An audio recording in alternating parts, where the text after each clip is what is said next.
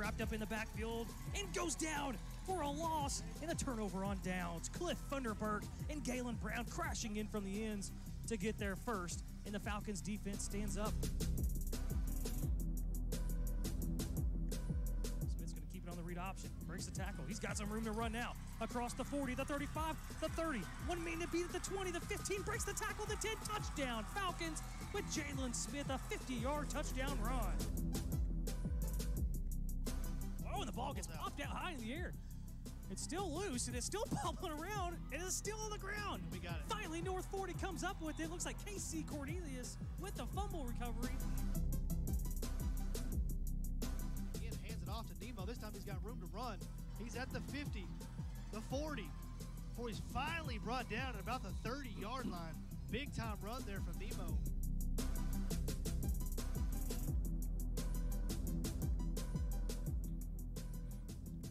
Welcome, Falcons fans. It's Wally here from, I don't know the name of this stadium. I guess I should know it before I go rambling on, but it's Terrell Stadium. Terrell Memorial. Terrell Memorial, is that it? Yeah. Oh, I thought they had something a little crazier or more specific. No, Okay. The Tiger's Den. All right. Yeah, that's the Tiger's Den. I'm joined alongside by Tim Danziger of the Forney Messenger. You can catch him each and every Thursday as he puts out all your North Forney news and updates on the Messenger every Thursday. And we'll hear from Iana Brown here in a few minutes when she catches up with Coach Jackson. And, of course, James Wallace will be on to call the game with myself. And we've got a nasty night as far as weather goes. It's cold. It's misty. I wouldn't even call it rainy. Just a misty, keeps hitting you in the face all night long. And it's really, the wind chill is probably under 40 by the time we get going. But there's still football to be played. And it's a big game. Every game from here on out is a big game for the Falcons for the rest of the season. They've got 3 more. And not only do they have to win all 3 of those games, Tim, they also need to get some help from some other teams, most notably the Sulphur Springs Wildcats tonight against Greenville. If they can knock off Greenville, then that sets up North Forney if they can win out to secure one of those last playoff spots. If not, a 5-3 district record might not even be good enough. But tonight, they've got Terrell. They're coming off a bye week. They got to kind of work on some extra things on the bye week. And before the bye week, they had that huge win against the Kaufman Lions, and they looked really impressive. Kaufman, be careful how I say this. Kaufman, not the best team this year. Maybe that's good enough for everybody out there. Kaufman hadn't won a game going into that game against North Forney. They finally did win last week against these Terrell Tigers by 1 point. But in that game against Kaufman, North Forney dominated. They jumped out to, I think it was a 42-0 lead at 1 point before halftime. And then they really kind of got the running game going. They got the passing game going. They had the defense rolling. Everything was working in that game against Kaufman. They didn't really have any weaknesses. No, they didn't. You know, everything kind of across the board went the way that the Falcons wanted it. I mean, you look at it, and after 2 possessions, they're up 14-0. 3 plays into the game, they've got an offensive touchdown. 3 defensive plays into the game, they've got a defensive touchdown. They're up 14-0, and they sort of almost, I'm not going to say that a team coming into a game with a 3-game losing streak is going to cruise against anyone or put it in cruise control, but that's kind of what they did. They were able to do that. Really dominated both sides of the ball. Kaufman offensively, they just could not move the ball until the second half when Billy Poland went in at quarterback. But up until that point, North Forney had really shut them down. And then offensively, we were moving the ball. I think we scored on 5 of our 8 offensive possessions in the first half. So, you like to see that. And I think that's something that they were able to then take into the bye week. And I think that bye week came at a really good time for them. It's been a long season so far. Probably some frustration there. They got to work some of those kinks out during that Kaufman game, and then they got to kind of fine-tune it to make that run down the last 3 games of the season. Well, in one of the parts of the offense or of the North Forney team, and specifically that offense, one of the bright spots that has really been a bright spot all season long, it just keeps getting brighter, is Ty Collins at running back. Last week, 12 carries, 108 yards, 2 touchdowns. I think that's the 5th straight week in a row that he's had almost over 8 yards a carry. So he still continues to just be the bulldozer back there. With Soto not playing anymore, that it really just kind of opens up the opportunity for more Collins. And if you're a Falcons fan, if you're a Falcons coach or player, that's good news. Well, he's a lot of fun to watch because, he's so strong and he's so fast. And, he's one of those kids that he goes, he looks for that hole, but if he doesn't see it, he's not afraid to bounce it out. And he's got that speed. And you're not going to bring him down with one or two guys. I think I mentioned last week when we were talking that, he's the type of guy that he'll carry 6 or 7 ball carriers down or tacklers down the field, but it won't be the same 6 or 7 on the way. There will be guys flying off him as he keeps going down the field, and you got to see a little bit of everything from him last week. And a guy like that who steps in and kind of becomes the lead back, you kind of wonder, okay, how's he going to handle it? Well, I think we saw that last week. 12 carries, 108 yards, 2 touchdowns. I think he likes that. Well, and this week during the coaches show, I got to sit down with Coach Luster, the assistant head coach, filling in for Coach Jackson. And one of the things he told me, I think this was off camera, he said, hey, we had a bye week, we had an extra week to kind of put some things together. He's like, don't be surprised if, you see us use Collins in some different ways. So I'm really excited about that because I know me and you have talked about that. James and I have talked about that, using those running backs and more than just turning around and hitting them the ball. Collins can produce that way, but I want to see him get out in space and some one-on-one opportunities because he's impossible to bring down one-on-one. And we see some of these other offenses do it. Corsicana did a really good job of getting their running backs out in space. Ennis does it too. If you can get Collins out in space where he's matched up one-on-one with maybe a safety or a cornerback, I'm salivating just thinking about that. Well, and I won't tell you which coach it was, but I was up at the school yesterday, and there were some coaches. We were kind of standing around talking, and one of them got out a dry erase marker and started drawing a play on the board, on the floor. Okay. And on the tile floor. Did not realize that the marker was going to be permanent if he put it on the floor. It didn't wipe off quite as easily as he thought. But it was a really interesting play. And I don't know if that's something that they're looking for Terrell to run. And so he was talking about how they were going to defend it, or if he was talking about something that a wrinkle that they were going to throw in today that I think will have everybody a little bit shocked because it's very different from anything we've seen North Forney run to date. Well, did you pay close enough attention to know that if we see it tonight, you'll be able to identify it? It'll be in my article. I don't know if I will tell you and James about it. Oh. Okay. No, yeah, absolutely. You will pick it out very quickly. Don't tempt me because I know how to take down articles. I know how to sabotage a good article. You do. One of the things that from the Coffin game, if there are any negatives I want to take away, and it was the turnovers that Acuna had. He had 3 interceptions on that. He did have 3 touchdowns, so kind of cancel that out a little bit. But he's done a pretty good job all year of taking care of the ball. That week, or that game against Coffin, is really uncharacteristic of him to have that many turnovers. And I know one of them went through the hands of Shipley, so that really wasn't his fault. But a couple of the other 2 I would say more on him. Now, this isn't really even the condition to be throwing the ball a whole lot. Right. Yeah. One of the things in conversations with some of the coaches over the past week that they were talking about was that, Acuna, those turnovers are attributed to Acuna.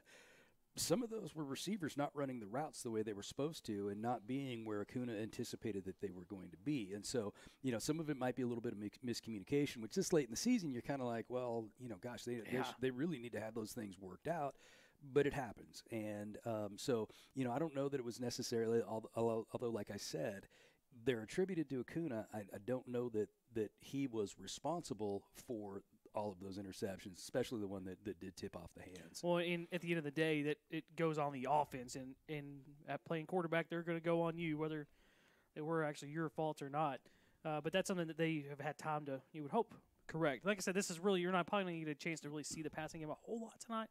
Now, they will throw the ball some. Jackson, I can even remember the Kaufman game last year when it was pouring down rain.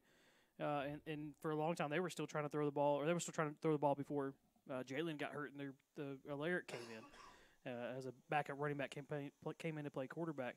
So I won't be shocked to see us throw the ball some tonight, but I think they're going to want to run the ball, and that's kind of key tonight. They are, and it sets up pretty well because with the big hogs up front. We've got an offensive line that can make some holes and has done a really good job.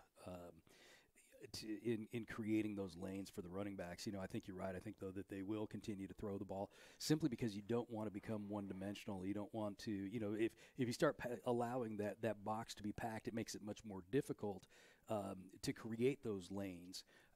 And so I think you will see them continue to throw, at least try to throw the ball. And who knows? Maybe if we're fortunate enough to get a lead early and then just kind of settle in and run the ball and run the clock and then get out of here and get dry.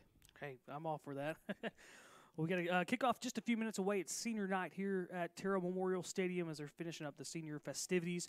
We'll be right back after this, and James will hop on, and we will continue talking Terrell and North Forney right here on the Goonville Radio Network.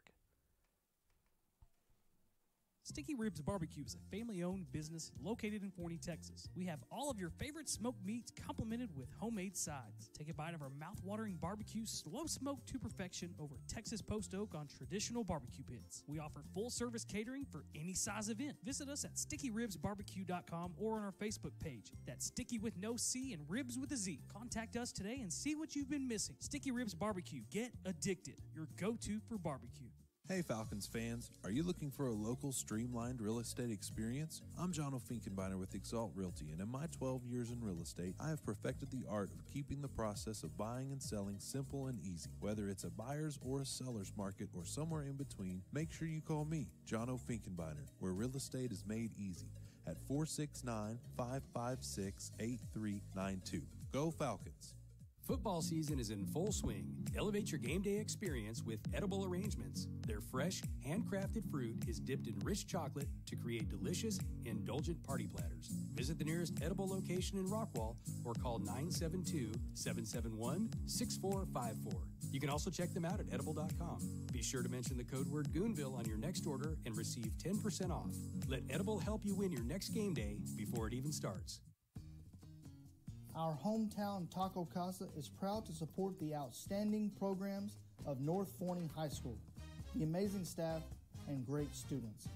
Taco Casa, still the same since 1972. Real fresh, real food, real good. Your next new car is waiting for you at Musser's Chevrolet in Terrell.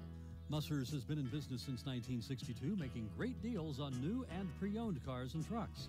They also offer top-of-the-line automotive service by trained technicians with the most current diagnostic and repair equipment available.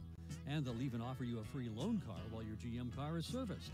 Visit Musser Chevrolet today for your new Chevrolet or quality pre-owned vehicle. Musser Chevrolet is 1212 Westmore Avenue in Terrell.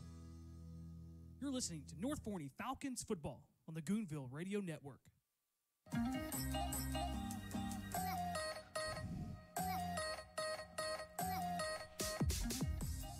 Back here from Terrell Memorial Stadium. So Wally and James kick off just a few minutes away. We're going to hear from Ayanna as she catches up with Coach Jackson here in just a few minutes. James, I want to get your thoughts on tonight's game, especially with this. I don't even want to call it a rain. We kind of see the glare of the reflection of the precipitation and the lights, and it's just kind of it's a mist that just kind of hovers in the air. But it's really cold and it's really annoying. Yeah, it's nasty. That's what it is. That's the best word to describe tonight. It's just sloppy, nasty. Good thing is we're playing on this artificial turf, artificial grass here, so we don't have to necessarily worry about mud as much. But I would expect to see some slippery conditions. Especially not used to. They practiced in some of it this week, being yesterday, but this is kind of a new thing for we haven't seen this kind of condition yet this year. Well, and I'm really curious to get your thoughts. You might be the person that's more familiar with this offense, being as old as you are. You got any? You got any thoughts on it? Well, you say old. I'm only 2 years older than you. So well, I think you're 3. 3 years older. Okay, yeah. Maybe so. But anyways, I heard, okay. So obviously it's the wing tee. They run the wing tee. They run the option. It's very this kind of offense has been around a long time. It's nothing new. I mean, especially nowadays, and especially in the high school ranks, you see a lot of this no huddle, quick, pass happy, kind of that newfangled offense. But you're not going to see that tonight from Terrell. And to be honest with you, the season kind of shows that their offense it's not very good. Yeah, I mean, and when you say wing T, that means that the quarterback is under center. He's taking the snaps with his hands underneath the center's butt, which is something you just don't see anymore. You don't. You definitely don't see it in high school. You rarely see it in college, and you rarely see it in the pro. 20 years ago, that's about all that high school especially did was, from under center. That quarterback will take the ball and either hand it off or he'll turn and pitch it. They kind of run a bit of an option-based offense, which in these conditions, it's going to make it really tricky because the ball's going to be wet all night long. The field's going to be wet all night long. It's going to be cold. It's going to be hard to grip the ball. So when you're turning, handing it off, and pitching it, and over and over and over, we even saw when they were running some plays in the warm-ups, they had problems catching the pitch, and I think it's not going to take long before we get a ball on the ground for sure tonight. Yeah, I think the kind of offense they run, it's the real quick handoff, real quick, timing plays. Fake it this way, go this way. It got to be real fast. And like you said, we saw the ball on the ground numerous times against air in warm-ups, and so when the whistle blows, it's for real this time. And I agree with you. I think we're probably both sides are going to have to really be careful with handling the ball. Well, and Terrell coming into this one, obviously they're just 1-7 on the year, 1-5 in district play. But when you look at their stats offensively, it is, like you said, you could tell by their stats they're a run-based offense. The one thing they do have kind of going for them is they've got a couple of guys. They got 3 different players that have all rushed for over 200 yards, being D.D. George, Jaquavius Morris, who we'll get to a little bit more in a minute, and Jarius Nickerson Scruggs. So they're going to want to run the ball. Luntz for the quarterback. He'll take some shots. He only has 3 touchdowns and 5 interceptions on the year. So, he's a bit turnover prone as well. And especially in these conditions, at some point Terrell will have to take some of those shots. And when they do, I think North Forney's going to be smart to capitalize on them. Well, this night, the weather, the kind of offense that we're facing, it sets up well for the Guardians of Goonville to really step up and have a big game. Terrell's given up scoring just over 13 points a game. That's setting up for North Forney to really do what they do best, and that is to get to the ball, create turnovers. Tonight the key is to be sure tacklers and to keep in your lane as they say. Keep your assignment. Don't be thrown off by the misdirection and the quick fakes here and the fakes there. Just play solid defense, and I think the team defense tonight is going to come together and really shine. They're going to flex their muscles tonight. When you mentioned that Terrell only scoring around 13 points a game for the season, but they probably had their best offensive game last week against Kaufman in a loss. They lost to Kaufman 34-33, a 1-point squeaker. But 33 points is, they're high on the season, so that they're coming off kind of an offensive high for them, so they might be riding a little bit of momentum. Now, I do want to point out one thing defensively for Terrell, and probably a lot of North Forney fans have probably seen this on N40.com or other places. Terrell's got a linebacker. They've actually got 2 of them that are pretty good, but one of them really stands out over the other. And he was named a candidate for Defensive Player of the Year in all of the nation by USA Today. And that is Jaquavius Morris. He's got 142 total tackles on the year. That's almost 18 tackles a game. That's a lot. If you think about it, how many offensive snaps does Terrell normally, face per game? You're looking at probably 1/3 of all the tackles are made by him. That should tell you something. That means you get a hat on him. No matter what, you get a hat on him. You make sure he's blocked. Well, and when you combine that with Khaled Johnson, who's got 104 tackles on the year, which would probably lead most other teams, if not in the area, in the state, and maybe even the nation too, that's almost good for 13 tackles a game. And both those guys have over 10 tackles for loss on the season. So those guys make plays. North Forney has seen it this year. They've had defensive lines that have had some studs on it. Ennis, we know how good they were up front. Corsicana the same way. Even Coffin, watching them play, they had a couple guys up front. They were pretty good.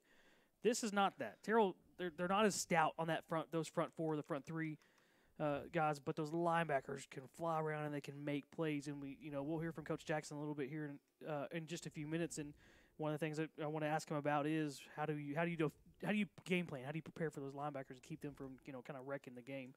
And actually, why don't we go ahead and get down there right now? Ayana's standing by with Coach Jackson. Ayana. Thanks, Wally. I'm here with Coach Jackson. It looks like the weather could play a factor. How will that affect y'all in the game tonight? We'll just have to kind of play it by ear, but my talk to the team earlier was we're not going to change too much. We just have to be a little more intentional. We still want to throw the ball, but we have to be more intentional about how we secure it and all that. We have to be more intentional on our routes and things like that. So we're going to try for it. Hopefully it won't affect us too much. We just have to be more intentional and be a little more focused and make sure we take care of business as far as the turnovers and just protecting the football. Can we expect to see any new wrinkles after having an extra week to prepare? Not really a whole lot. We do what we do, and we're going to kind of keep doing what we did before the break. We've had good practices over the break, but our whole deal is be simple and play fast, and we're going to keep doing that. Terrell has a really productive linebackers. How do you keep them from controlling the ball? We always talk to our O-line about double teaming the D-line and letting our running backs kind of take care of the linebackers, but this week we're going to be a little quicker off our double teams and be more intentional about blocking those linebackers.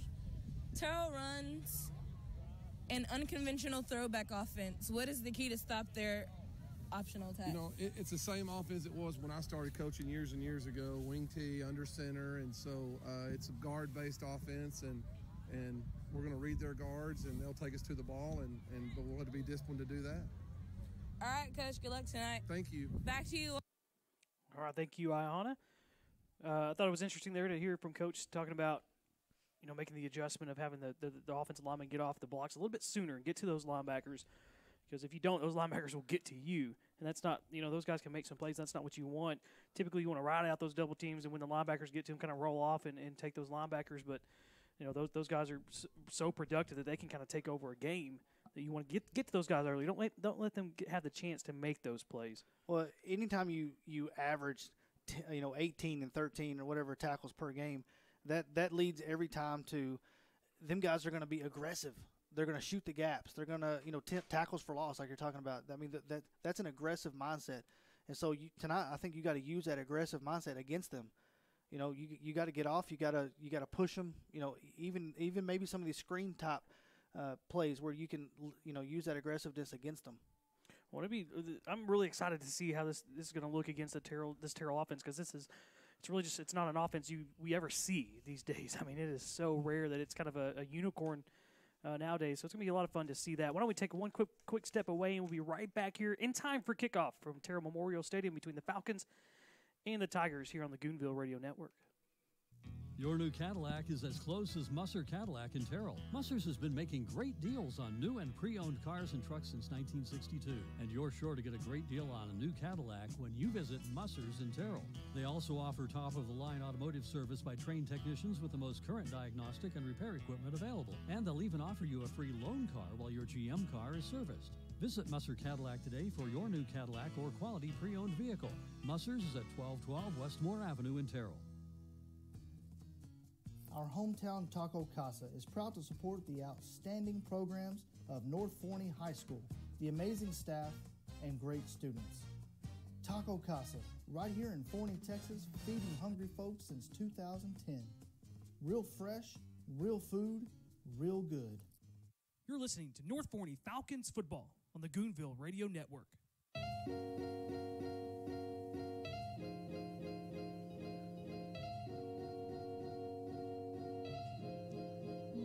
All right, it's time for kickoff. It's Wally and James for North Forney Falcons football here on the Goonville Radio Network and SHN Sports. Just 3 games left, including this one for the regular season. The Falcons need some help to make playoffs, and we will keep you updated as far as the rest of the scores go from around the district. Again, and most notably the Greenville and Sulphur Springs matchup. Falcons will kick to start the game.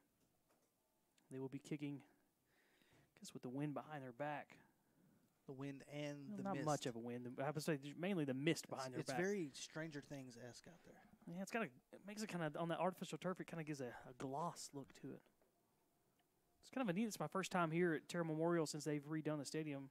Man, it's probably, almost 10 years ago when they did that. It's the first time in the press box. I really like it. They've done a really nice job from what it was to what it is now. Carlos Rodriguez set to kick off. North Forney in their black pants, white jerseys, blue numbers. And Terrell in their all reds with white numbers and white stripes down the pants. So we feel just outside the 5-yard line. Terrell brings it out and wrapped up at about the 25-yard line. The ball's already on the ground, and North Forney has it. They sure do.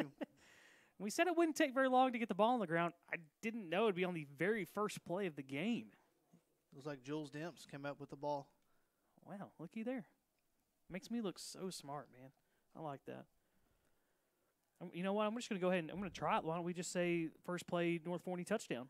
Let's see if I can go 2 for 2. You got to call what it is. You can't just go halfway. Okay, you know what? They're going to run the ball. No, I think this is a pass. Think so? Yeah, they're going to catch him off guard. I say Ty Collins. Kuno in the shotgun. Ty Collins to his right. 3 receivers to the right and 1 to the left. Kuno throws. Complete to Shipley, trying to set up the screen. They're going to do a wide receiver pass. Wide receiver screen pass. Touchdown! Falcons, and Wally's right. Cam Allen on the reception. And somebody was talking mess about him in the pregame. I don't know who it was. Not me. 27 yards for the touchdown. That will go down as a touchdown throw from Colin Shipley to Cam Allen on the first play. Man, I need to go buy a lottery ticket right now. Rodriguez on for the extra point.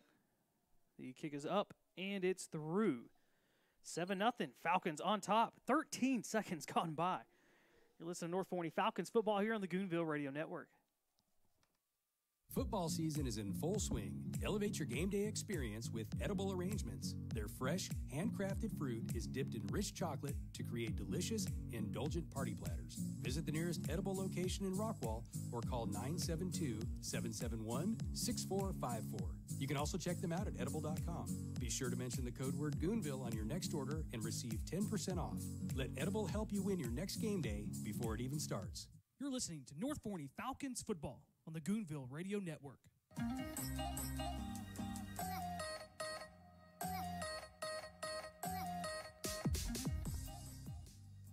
So there's been 2 plays in this game. One at the kickoff. North Forney recovered a fumble on that kickoff return from Terrell.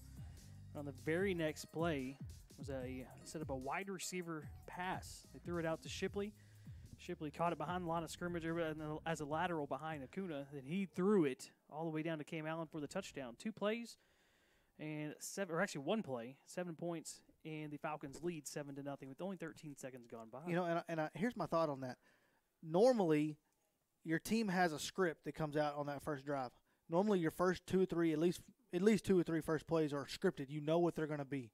I wonder if that was going to be the play no matter where they were on the field. Now they're trying an onside kick with Shipley. The ball's loose again, but it bounces. Where's it at? Who's got it? They're on the sideline. North Forney screaming they've got it, that it's their ball. No, they're going to say Terrell ball. They have not really. I haven't seen a clarification yet. I saw the umpire say Terrell ball. Okay. It didn't look like North Forney was able to ever get the handle on it. It bounced off of one of the Terrell's, one of the Tigers' hands. But they were never able to corral it in. So North Forney's defense will trot out on the field. And Terrell does take over. They'll start out at their own 36-yard line. Come out in that wing T formation. Trey Lunsford, the quarterback.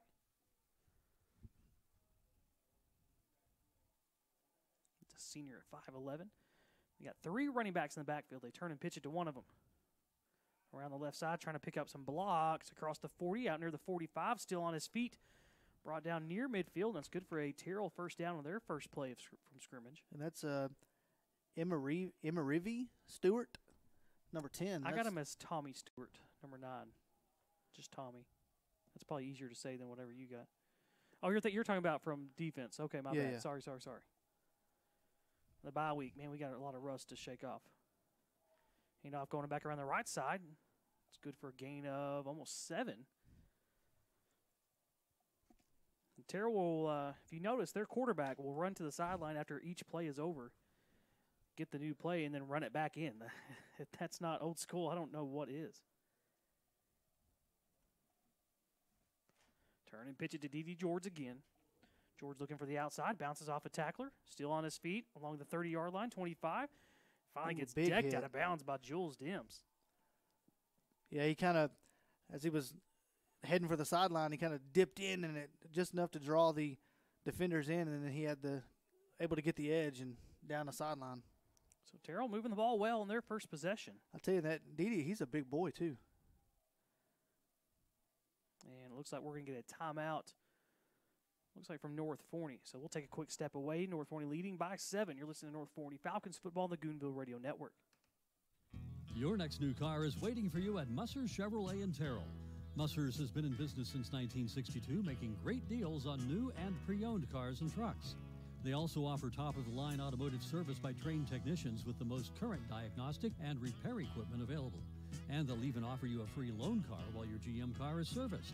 Visit Musser's Chevrolet today for your new Chevrolet or quality pre-owned vehicle. Musser's Chevrolet is at 1212 Westmore Avenue in Terrell.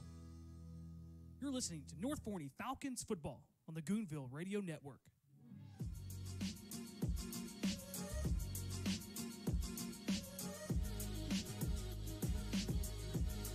7-0 Falcons leading with 10:40 to play in the first quarter.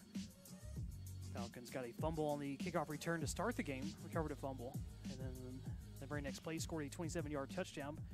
Now on Terrell's first drive, they are moving the ball, and they're inside the North Forney 30-yard line, and we've got whistles for some reason.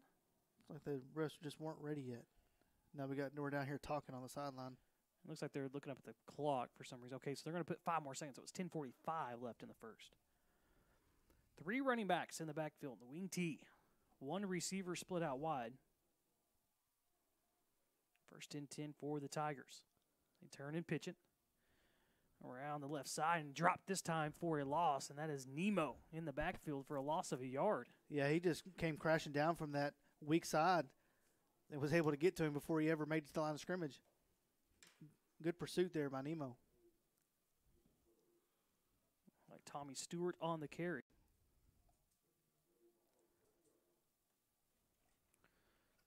They're going to turn it, hand it off to D.D. George. George looking for the 25. He'll get that. And it'll bring up a Sticky Ribs Barbecue, 3rd down, money down. Yeah, DeMarcus Kirk was able to kind of catch him as he went by and drug him down with some help. 3rd and 6 for the Tigers, ball at the Falcon 25. Cold mist. Probably be coming down all night long. They turn and pitch it to George. George sifting through some Falcons, but not really going to go anywhere. And they're going to give him right back to the line of scrimmage, and it brings up 4th down and 6 now. That time, LaMarcus Kirk actually took on a block on the far side, shoved him off, and was able to make the tackle.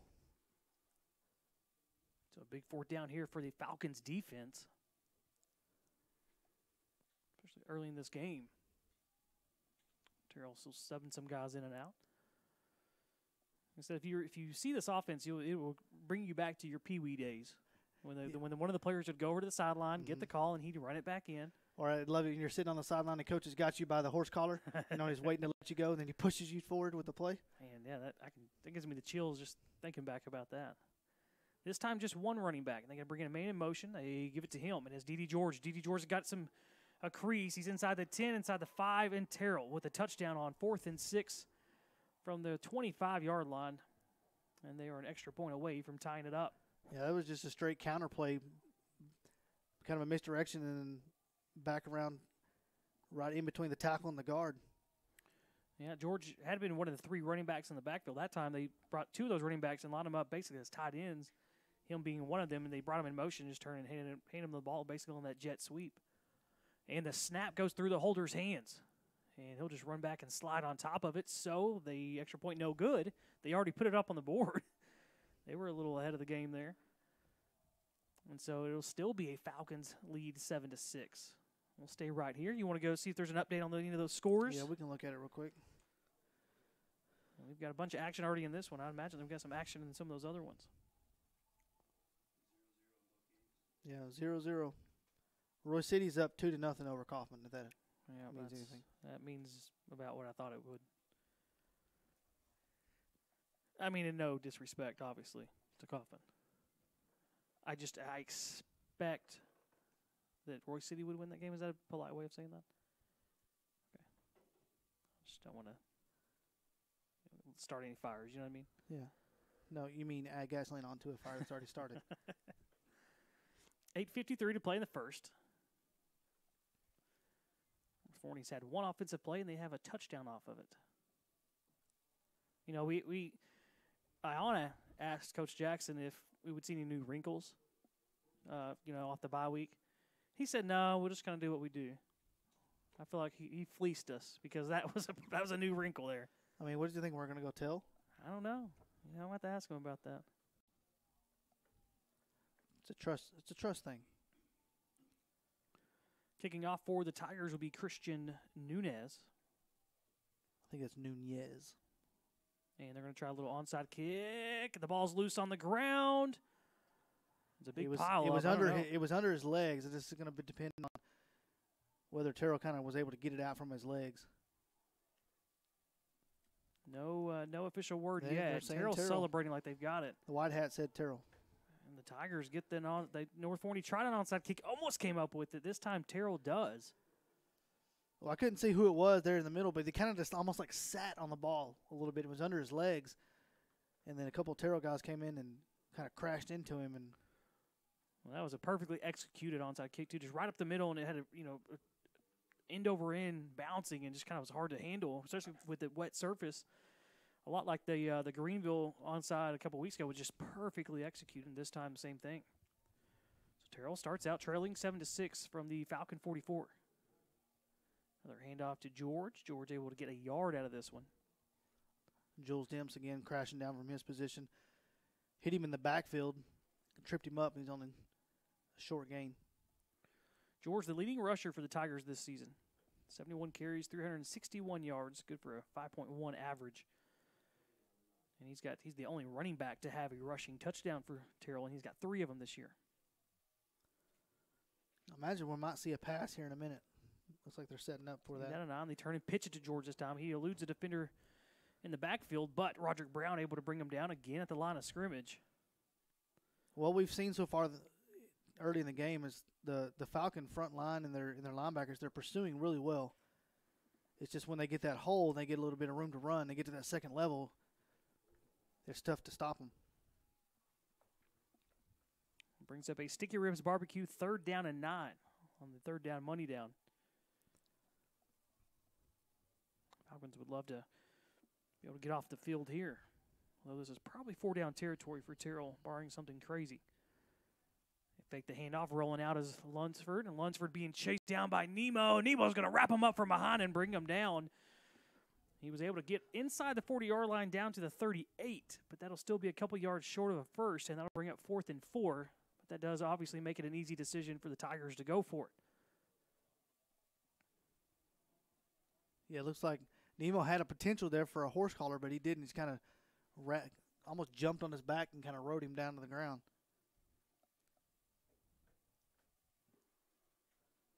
So Terrell looking to convert with 7 minutes left here in the first quarter.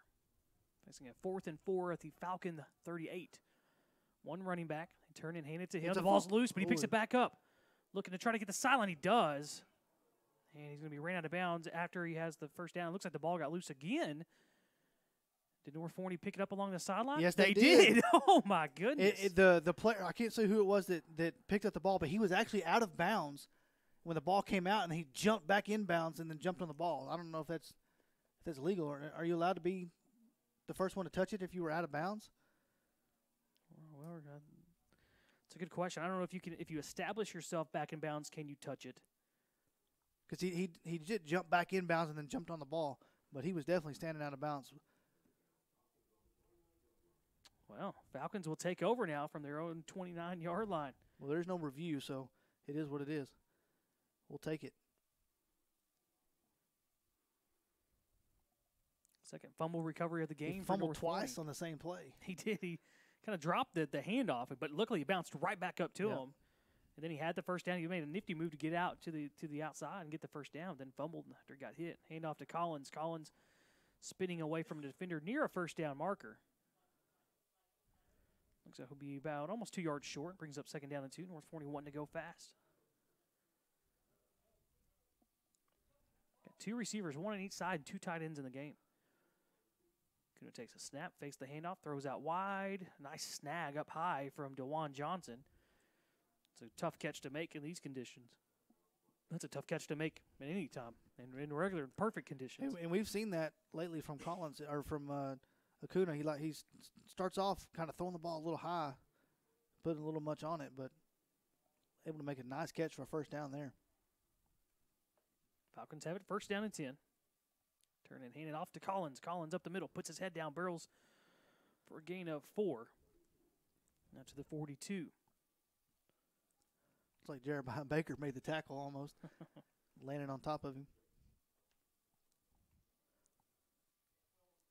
Make the handoff. Acuna being pressured. A route to his left. And wait, now he comes back up the middle and he loses the ball. Ball is loose in the backfield. Looks like North Forney is able to jump on top of it. And he had a guy open on the far side there at first down yardage, and he just didn't see him.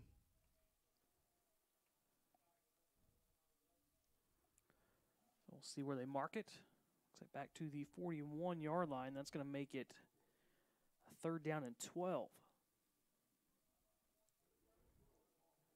Ball security. It is going to be a big topic all night long in the cold, wet conditions.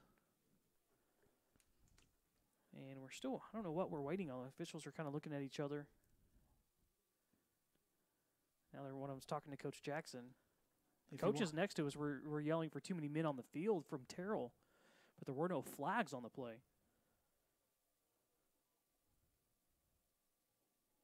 And Ty Collins throwing his gloves over to the sideline. Well, if you want it, you got Nick Boo one-on-one out here on the near side. So they're going to have too many men on the field against Terrell. So kind of North Forney gets bailed out on that one. There was going to be a loss of almost 6 on the play and make it 3rd and 12. Instead, it's going to make it 2nd down and 1. Or really 2nd down and less than a yard. Hand off to Collins. Collins with a nifty move to free himself up the middle. Cuts back at the 30. He's inside the 20-yard line. Finally gets drugged down. A big run there from Collins. I tell you, that was a big-time burst. Once he hit that second level, I mean, he was out of sight before you could blink. Down to the 17-yard line. Another handoff to Collins. Collins, a couple moves inside the 10-yard line. Near another first down. Well, I tell you, there's a reason he's averaging over 7 yards a carry. Forney still want to go fast. It looks funny. It looks like a battlefield of different articles of clothing and equipment just strung out on the field. People just kind of saying, I'm getting rid of this, getting rid of that. Another handoff up the middle to Collins. Collins near the 5-yard line. We got a flag on the play at the line of scrimmage on the Terrell sideline. Looks like that will be good for a first down as it was just 2nd and 1. It looks like you get one of the the towels that they wipe their hands on, and then it looks like a pad of some sort. I want to say that's a hand warmer, the ones that Yeah, strap sure around is. your waist. That's what it is, yeah. Right on the hash mark. I don't know if those were ties on that long run or what, but they were trying to bring them down any way they could. 4:50 to play in the first quarter. We're still trying to sort out what that penalty was. Looked like it was on Terrell because it looked like they got it half the distance to the goal. The ball is placed at the 4-yard line. The down marker says 2nd, but I'm pretty sure it's a first down.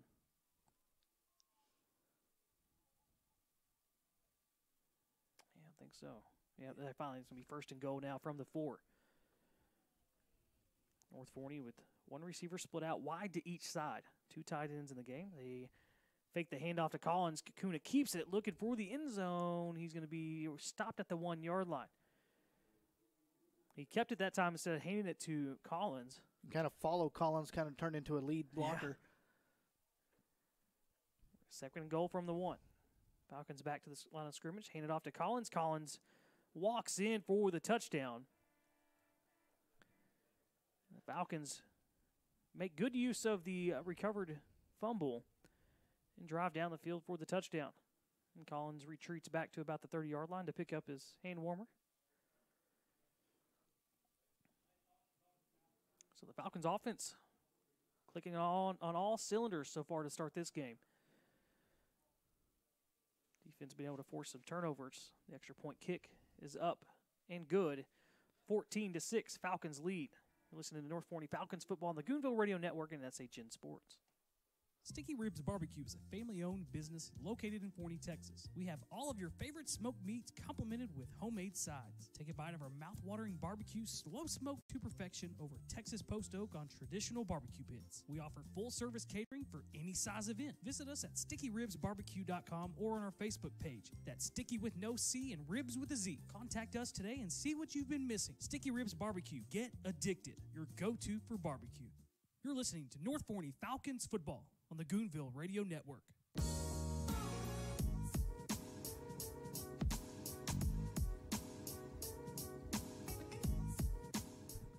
14-6, North Forney leading Terrell here in the first quarter. Just under 4.5 minutes left to play. It's Wally and James.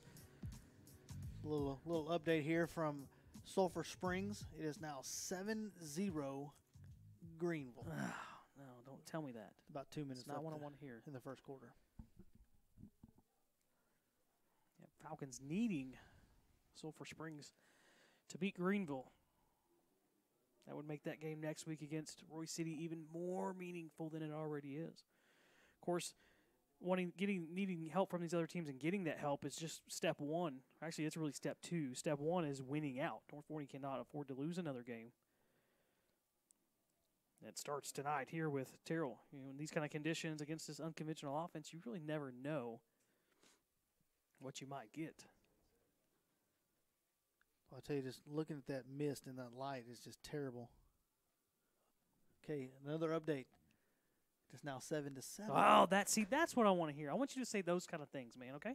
Can we just agree on that? Yeah, let's agree. Okay. So no matter what, you just want me to say those type of things? Yeah, don't tell me the other stuff. Okay, all right. I mean, I guess you have to, but don't say it loud. Rodriguez kicking this one away. It's a short pooch kick. It's going to bounce inside the 25 and eventually roll out of bounds. Those aren't bad ideas. I just like to see them in the middle of the field. And I think even that, you look at the onside kick that North Forney tried, it bounced off the Terrell, return man's hands, but it was right along the sideline, went out of bounds. Terrell does theirs right up the middle of the field. It bounces off of a Falcon. They're able to pick it up because it's right in the middle of the field. They're the same thing. I think if you kind of bounce that one somewhere in the middle, then it really becomes something you can go try to make a play on, but it bounces out of bounds. Well, and especially against this type of offense to where they have to do methodical drive. They're not going to throw the ball. Make them go the field. Give them every opportunity to fumble the ball. Yeah. You don't want to give them any shorter of a field than what you have to. Well, and the one risk you do run against an offense like this, especially with your offense, is that your defense gets tired. Your offense can score in 3 or 4 plays. They scored a 1 in the first possession. That time they scored in about, I think it was 5 or 6. Then your defense right back out there again against an offense that wants to take it 12, 13, 14 plays a drive. So you got to be careful not to wear out your defense as well. First and 10 from Terrell from their own 30-yard line. Hand it off up the middle. It's a dive play. A gain of just a yard on the play. Yeah, I think your boys up front here on the defensive line are going to really have their way tonight against the offensive line of Terrell. It's just if they can stay in their positions, especially the linebackers in the secondary when it comes to their staying, in their lane and not biting on things and making good tackles. This time 2 running backs in the backfield, a receiver and a tight end. They turn and pitch it. And wrapped up in the backfield by Nemo. A loss of a couple on the play. That's going to back it all the way out back to the 29. Makes it 3rd and 11 on the Sticky Ribs Barbecue. 3rd down, money down. Yeah, we've seen that a couple times tonight to where the running back for Terrell kind of has to hesitate a little bit for that lane to open up. And Nemo says, I'm not having any of this. He comes from the far side and makes the tackle in pursuit. He's looking very fast tonight. Under 3.5 minutes to play, it's 3rd and 11 for Terrell. Turn and hand it off right up the middle. And stopped right away. There was a flag on the play right in the middle of that scrum. And that was Nemo in on that tackle as well. So we'll wait to see. That's usually the area of holding or maybe even a chop block. Get a personal foul. It is a chop block against Terrell.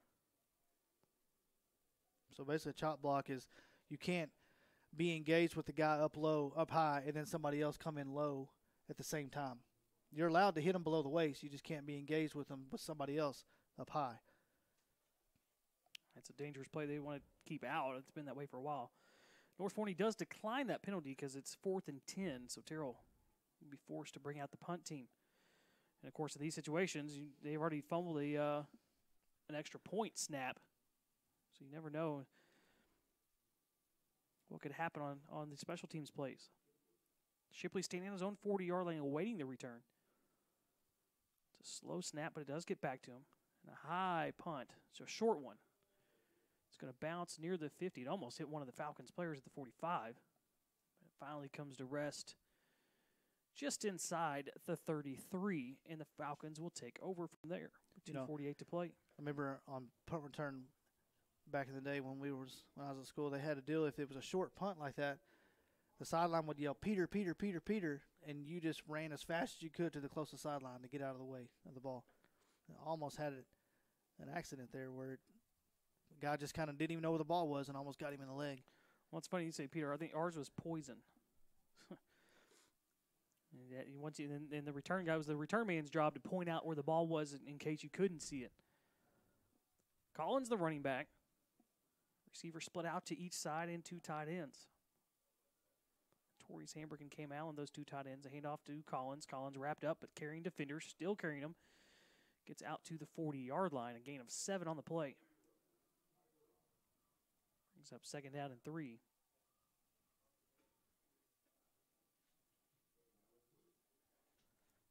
Kind of keep an eye on these Terrell linebackers to see what they're all about. They throw this one into the flat, looking for Cam Allen, and it's incomplete as Kakuna was facing pressure right, just about as he took the snap.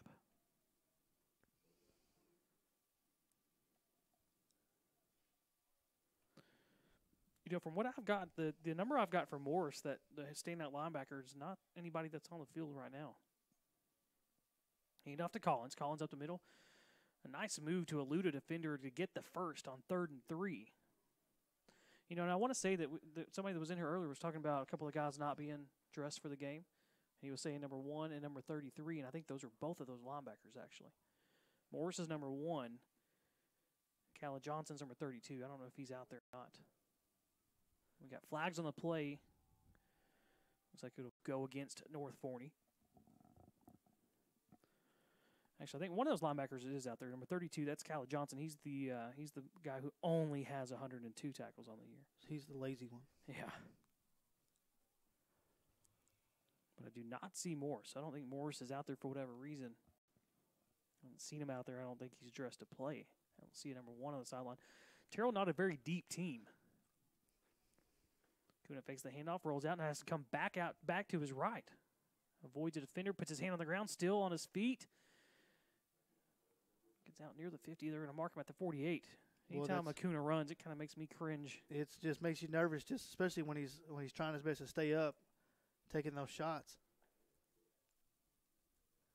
We know Acuna a lot more athletic than he shows. You know, he doesn't really run a whole lot, but we know he can. It's not thickly built. Collins with a spin move near the line of scrimmage, and then lunges across the 50-yard line, and it brings up another 3rd and 3. I wouldn't be surprised to see. You know, we haven't seen it yet tonight. I know the weather is playing a factor, but seeing a pass to Boo or one of these outside guys. Now they can split Cam out into the slot position, and they're going to throw it to him out there. He catches it inside the 45-yard line, and he's got a 1st down. Kuna was hit as he threw that one. Gets up a little slow. But it looks to be all right. And they're still going fast. Yeah, Nick Boo, one of the receivers, and DeJuan Johnson. And then they've kind of been moving Cam Allen back and forth between tight end and receiver. Well, they have no safety help. Excuse me. Handoff up the middle to Collins. Inside the 40. Gain of 3 on the play. North Forney looking a little bit more like Terrell on this drive. Just 3 or 4 yards at a time. Just keeping the chains moving. Coming up on half a minute to play in the first quarter. Falcons up 14-6. Acuna takes a snap, drops back, looks, and it's through the hands of Boo. Hit him right in the chest. Right in the chest. Falls incomplete. We get a substitution here on the offensive line for North Forney. Riley Tracy comes in. Like their whole Terrell squad done changed out. They may not have depth, but they got enough to. They got to put in who they've got. Yeah, that's true. If what I understand, the JV didn't play last night. So I know North Forney brought some. Oh, the pass slips out of the hands of Acuna. The ball's on the ground.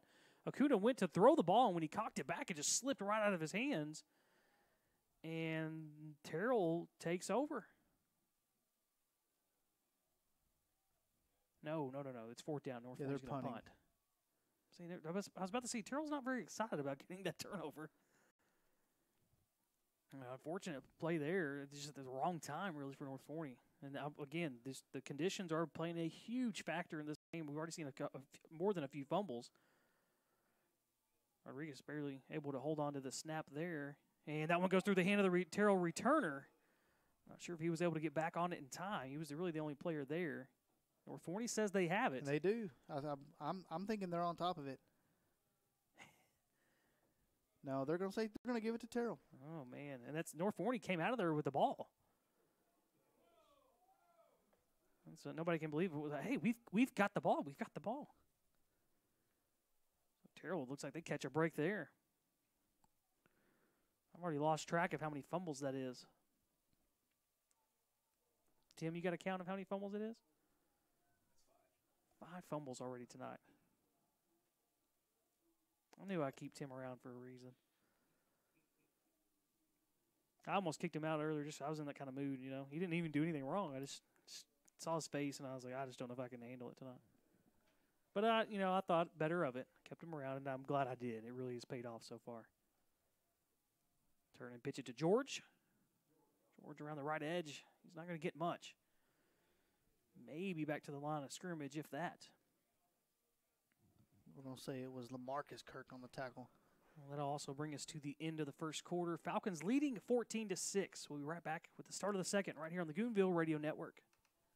Football season is in full swing. Elevate your game day experience with edible arrangements. Their fresh, handcrafted fruit is dipped in rich chocolate to create delicious, indulgent party platters. Visit the nearest edible location in Rockwall or call 972-771-6454. You can also check them out at edible.com. Be sure to mention the code word Goonville on your next order and receive 10% off. Let Edible help you win your next game day before it even starts. You're listening to North Forney Falcons football on the Goonville Radio Network.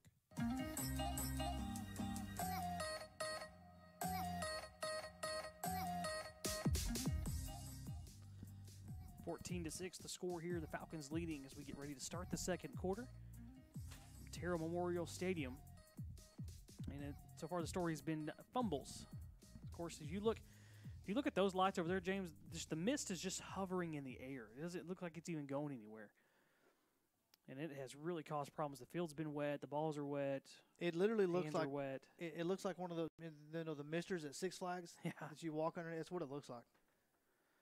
And it has already caused 5 fumbles in tonight's game. That means we're on pace for 20 fumbles. I'm going to go out on a limb and say we don't have 20 fumbles tonight. Ooh, you're going to take the under, huh? Taking the under. You know what? I'll go ahead and say I'll take the over. Why not? 2nd and 10 for Terrell. He turned and handed off and wrapped up right away in the backfield and slung down. Of course, it's Nemo. It's Nemo. And he has been a one-man wrecking crew tonight for those Guardians of Goonville. I mean, he looks literally like he's just that much better than anybody else on the field right now.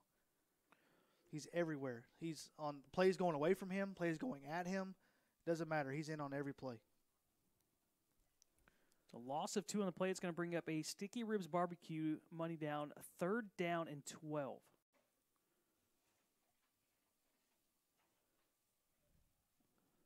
One running back, Lunsford with a straight drop back, now being pressured, now being sacked. Nemo again. For about a 12-yard loss. Nemo is on fire. He looks so quick, and I don't know that I've seen this kind of burst from him this year. I mean, we've seen him make plays, don't get me wrong, but he's got his, like the extra gear going tonight. Nemo, man, that was Nemo's drive there. That was all Nemo on the tackles. Nemo. He did everything but take it away. You know, it'd be only fitting if he were able to block this punt here. I don't know if he's still out there. No, I saw him jog off to the sideline. That's a well-deserved break. Back in their own end zone. Snap's good, and the punt is off. It's another high, short punt. It's going to bounce at the 40 and then go out of bounds. So North Forney, again, will start out with good field position. Yeah, turnovers, either way, on either side of the ball, it's absolute poison to your cause. You know, I mean, it kills drives. So you're saying that ball is poison? That's where I was going with it. I didn't know if you'd pick it up. Yeah, I did. You set me up. I spiked it home. In the shotgun, 2 receivers to the left, 1 to the right. Drop back, throwing right. He's got a man, but he throws it over his head, looking for Nick Boo. Boo had a step on the cornerback on that side of the field. All those downfield throws are going to be hard to complete, especially those ones you're trying to get a touch pass on. Well, I mean, if you're going to leave the guy one-on-one with no safety help, you've got to at least take a chance every now and then on it. Hand off to Collins. Collins gets met right at the line of scrimmage, and he goes down after a gain of just a yard. Now, you mentioned safety help. It looks like Terrell at times may have one safety in the middle of the field. But he's awful shallow. But he is about 10 yards away from the ball most of the time. Saying, hey, we dare you to throw those passes. Kuna drops back, looking left, throws left, complete to DeJuan Johnson. Inside the 30-yard line, he's got enough for a first down. Nice throw and catch there. That one took a little bit of time to get out to DeJuan Johnson. Kind of floated in the air for a little bit, but he was wide open. Quickly, they hand it off to Collins. Collins, reading his blocks, puts his hand on the back of one of his blockers, and he's ahead for a gain of 4. Well, they're really setting this up where Acuna could possibly pull that and kind of keep it around the end himself. They throw it out to Johnson, and Johnson bobbles it.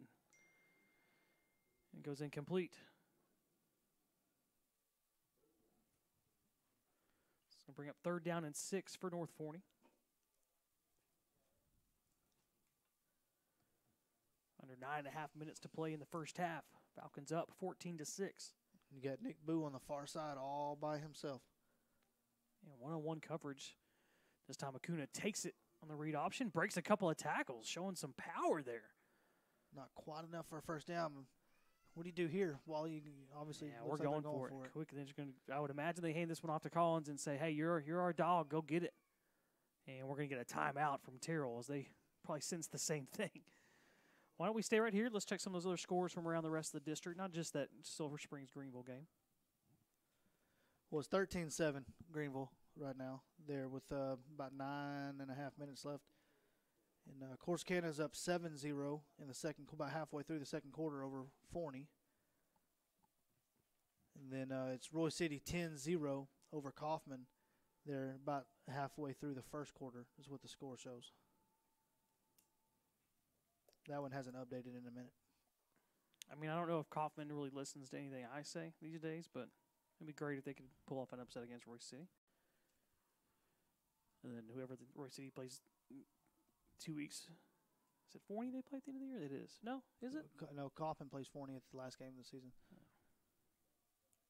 Roy City probably plays Sulphur Springs. 4th down and a long yard. Not the longest yard, but it is a long one. Kuna in the shotgun. Looks like they get Terrell to jump. Free play. They're looking down the sideline looking for Johnson. Yeah, it's a pass interference as well. There is a flag, a couple flags for the offsides. Smart play there from North Forney. He threw the umpire threw the hat too over here because he didn't have a flag left. Well, I think he threw the hat because the receiver went out of bounds. Yeah. Okay. I'm pretty sure he was pushed out. If it was within 5 yards, that's totally fine. So it was 4th and a long one. So it'll be an automatic first there from North Forney. They'll march that ball inside the 15. It'll be 1st and 10 from the Terrell 13-yard line. Shipley and Boo split out right. DeJuan Johnson to his left. Hand off to Collins. Collins puts his foot in the ground after he started out right. Got another flag, on the far side of the field along the line of scrimmage. I want to say that looked like it could have been a face mask. We'll see what we get. And typically that's not a that is against Terrell. That's typically not a holding. That's not a call that holding is not a call that far official on the sideline is going to make on a play right here. So Shipley comes out and Cam Allen comes in to that slot receiver position. And half the distance to the goal for North Forney. Puts the ball just outside the 5. Was a face mask penalty. So now it's Boo and Cam Allen split out to the right. DeJuan Johnson, the lone receiver, to the left. Artemis Talley, the tight end, on the right side of the offense. And, of course, Collins, the running back.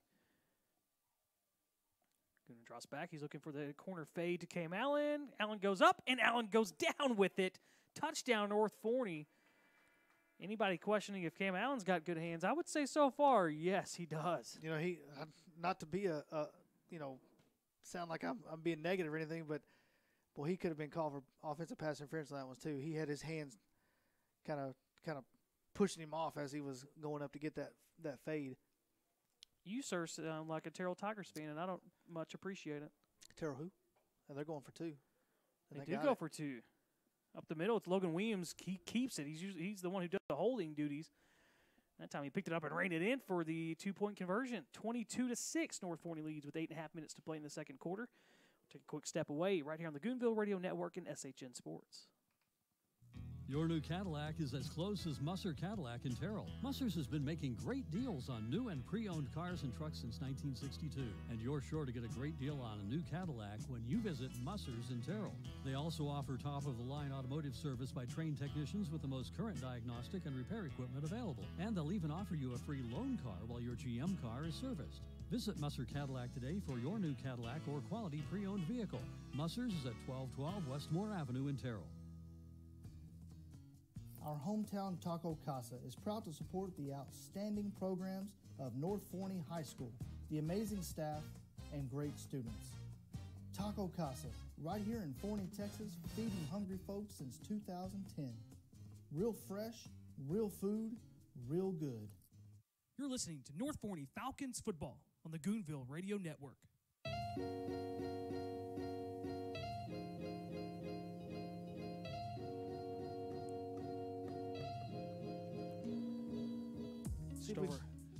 Go ahead, James. No, what do you have to say? Go ahead.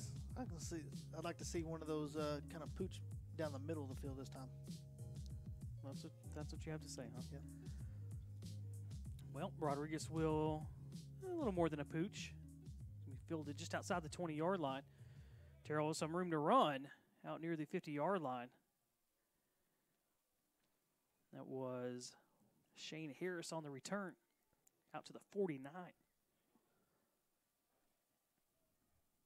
22-6, Falcons lead. Terrell was moving the ball the first couple of drives, went down and scored a touchdown their first drive that they had. And ever since then, North Forney's defense, it seems like every possession starting to really tighten up. They're starting to figure out this unique throwback offense, with the wing T formation. Well, really, somebody just said Nemo take over the game. That does help. That helps when you got somebody that can do that. There's a little bit less figuring out you have to do when you got somebody that can just go make plays like that. Little update here is 13-10 now. Greenville over Sulphur Springs about halfway through the second quarter.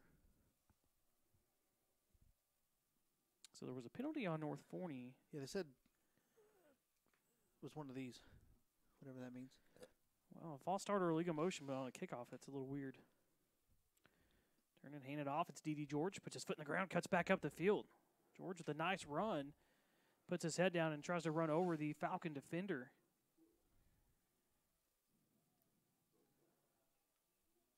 That's more than enough for a first down. So he's able to scamper down inside the 30-yard line, down on the 28. Yeah, just good downfield blocking there from Terrell that time. It looks like Lower Forney kind of had him in the backfield a little bit. There's a lot of traffic back there, and he's able to kind of sift his way through it. This time, George gets wrapped up by big Roderick Brown before he can get out there and do any damage. Brown's one of those guys, he gets his hands on you, especially if he gets his arms. If he wraps you up, you ain't going anywhere else after that. You can almost hear him say, "Get in my belly." What makes Roderick really so impressive is not only he's a big guy, he's well built, well put together, but he's really quick for a defensive lineman. Both those guys are. Lacey as well. Second down and 10. Turn and hand it off for Harris. Harris looked like he had a crease for a moment and breaks away from a tackle. And then finally brought down inside the 30-yard line. Well, DeMarcus Kirk had him and just slipped right out of his hands. And He may have actually saved a touchdown there because he allowed the pursuit to catch up. A Sticky Ribs Barbecue, third down and money down. Third down, money down. It's third down and it's money down. You're right. This is true, yeah. It sounded weird, but it's true. Terrell needs 5 yards to get the first. Obviously, for them, it's 4 down territory. 2 running backs in the backfield. Turn and hand it off. And as George looking for the first down, there is a flag on the play in the area of holding. I imagine that is going to be against Terrell. It's right near a first down marker as it stands right now. Yeah, I don't think he would have had it. Got a personal foul. Another chop block against Terrell. Second one of the game against them. That's a 15-yard penalty. And it was a reasonable third down. I think where they had it spotted, they were going to give him the first. So obviously North Forney will accept that penalty, and instead of it being really a first down, it's going to be third down and almost 20. You know, facing a squad like Terrell who doesn't really like to throw the ball, anytime you can give them third and long, you want to take that every time.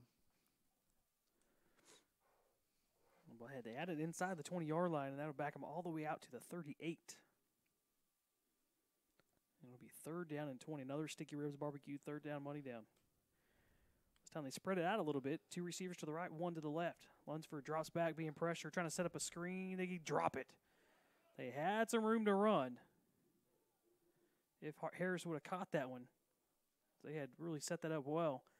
But he, again, just straight up dropped it, hit him around the hands. And that's going to bring up 4th down and 20. With Terrell be on the North Forney side of the field and trailing 22-6, they're going to go ahead and go for it.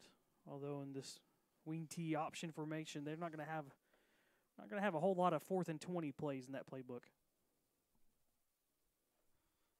Just over 6 minutes to play in the first half. 22-6, Falcons leading. A receiver split out to each side. 2 running backs. Lunsford drops back. Pressure throws wide, and it's over the head of the receiver and incomplete. Yeah, he wouldn't have had a chance for a first down anyways. Well, and he saw Roger Brown right in his face. He's like, I'm good. I'm going to get rid of this one. So a turnover on downs for the Falcons defense. And obviously plenty of time to go down and add to this lead before halftime. And you get the ball starting the second half.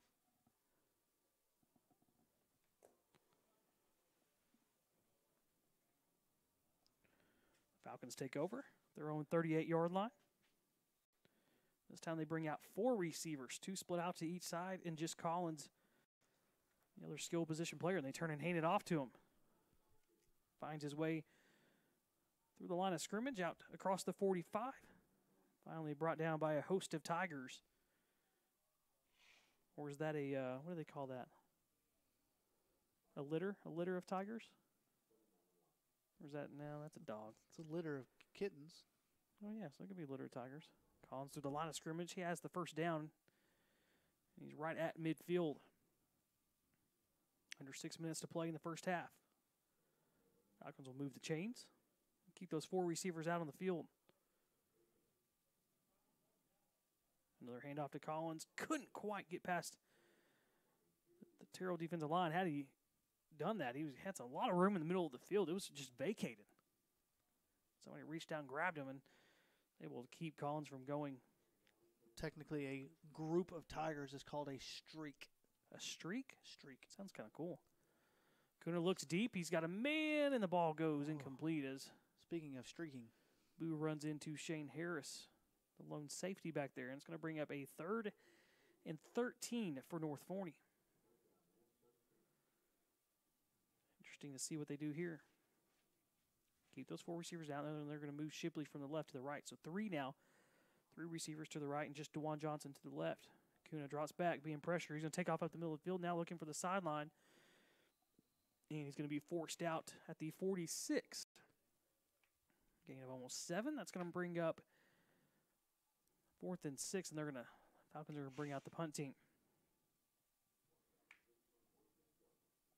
I think the way that the Falcons defense has been playing, they're going to put a lot of trust in that defense, being up 22-6. Try to pin Terrell back deep, like you kind of said earlier. The way that this Tigers offense is built, they have to take it play by play.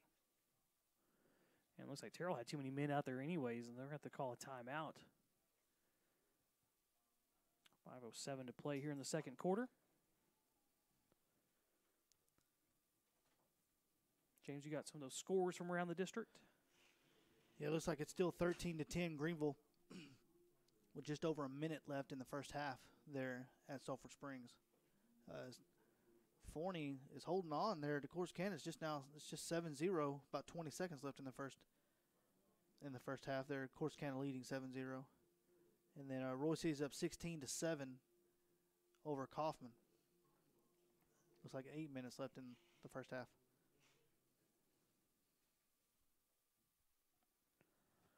So Falcons return to the field with their punt team. Facing a 4th and 6 from the Terrell 46-yard line. Rodriguez into punt for the Falcons. Together in the snap. It's a low kick. It's going to bounce inside the 25 and then take a sideways bounce and be marked down at the 22. And you can still look up into the lights and you can see that mist just coming down like it has ever since we got here a couple hours ago. And it's just been a nuisance all game long. Although you're starting to your prediction might be right. We might hit that under 20 fumble. Well, they're going to have to really fumble it up big time in the second half to. I'm trying to think. I don't think they even had a fumble here in the second quarter. Had 5 in the first quarter. And all of a sudden, we've got a handle on things. Terrell starts 1st and 10. They fake the handoff. Looking deep down the field. Got a man wide open, and it's just going to fall short. They actually had 2 guys wide open, almost running the same route. Yeah, he didn't have enough on the ball to get it there. Give credit to the defensive line there, putting pressure in his face. Not making it an easy throw, even though they were wide open. Torius Hambrick stumbled in coverage and left that one of those receivers open. And I think we've got roughing the passer against North Forney. That's going to give Terrell 15 yards.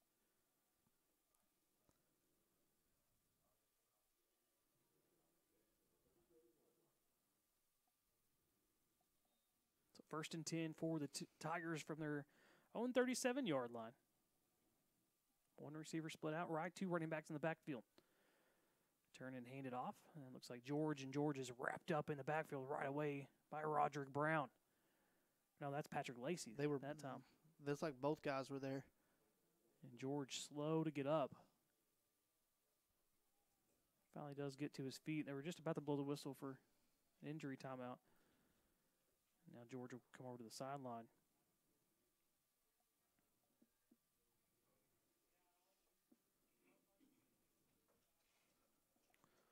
Loss of 2 on the play brings up 2nd down and 12. 4:20 to play in the first half.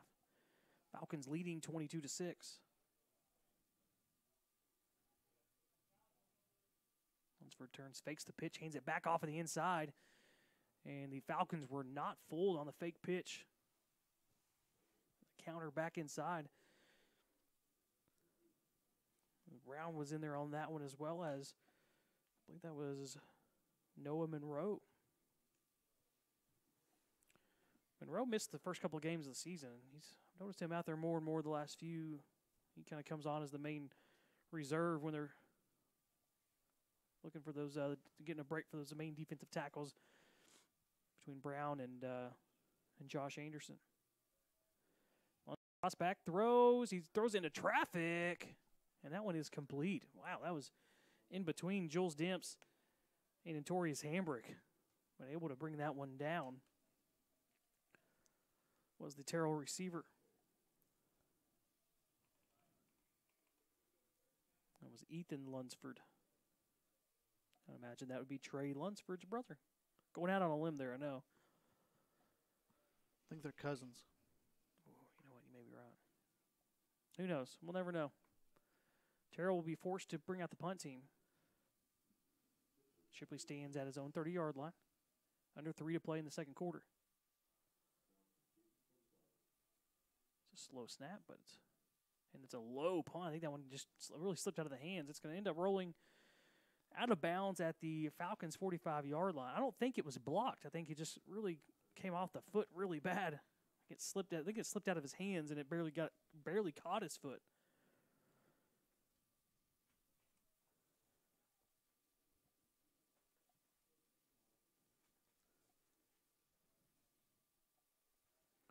first and 10 for the Falcons. Plenty of time to go get another touchdown, 2:41. I believe the Falcons have 2 timeouts left. Collins dancing in the backfield. Had nothing really going. He was able to gain a yard off of it, maybe 2. And the Terrell defense has really kind of stiffened up the last couple of drives for North Forney. Collins not quite having the same room as he did the first couple of goes around. Second down and 8, another handoff to Collins. Collins again met right at the line of scrimmage. And it'll be a 3rd down and 8 again. It's a long 3rd down for North Forney now. I think now would be that perfect time to see Collins in the passing game. Yep. Again, you've got it's like Nick Boo, 1-on-1. Kuna in the backfield. Now he's just going to have to throw this one away. I don't know if he ever got out of the pocket. That's a dangerous throw. So far, no, there was no flags thrown. He just kind of had to get rid of that one. He faked it to the left and then turned back to the right, looking that way. Nobody was really open. Terrell had that one well defended, and the Falcons will have to punt this one away. 1:46 to play in the second quarter. North Forney leading 22-6.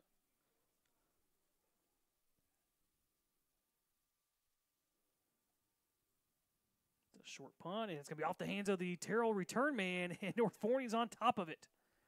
Boy, it sure looked like it hit the Forney guy from North Forney in the back, but obviously my eyesight's terrible. So Falcons will take over from the Terrell 30-yard line. Yeah, still plenty of time here. They don't come any easier than that.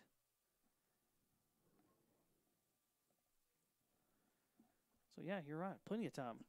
That was all part of the plan. Yeah. I mean, obviously. First and 10 for North Forney, and we are going to get a timeout charge to Terrell. So we'll take a quick step away. 1:39 to play. We'll be right back here on the Goonville Radio Network. Hey Falcons fans, are you looking for a local streamlined real estate experience? I'm John O'Finkenbeiner with Exalt Realty, and in my 12 years in real estate, I have perfected the art of keeping the process of buying and selling simple and easy. Whether it's a buyer's or a seller's market or somewhere in between, make sure you call me, John O'Finkenbeiner, where real estate is made easy at 469-556-8392. Go Falcons! You're listening to North Forney Falcons football on the Goonville Radio Network.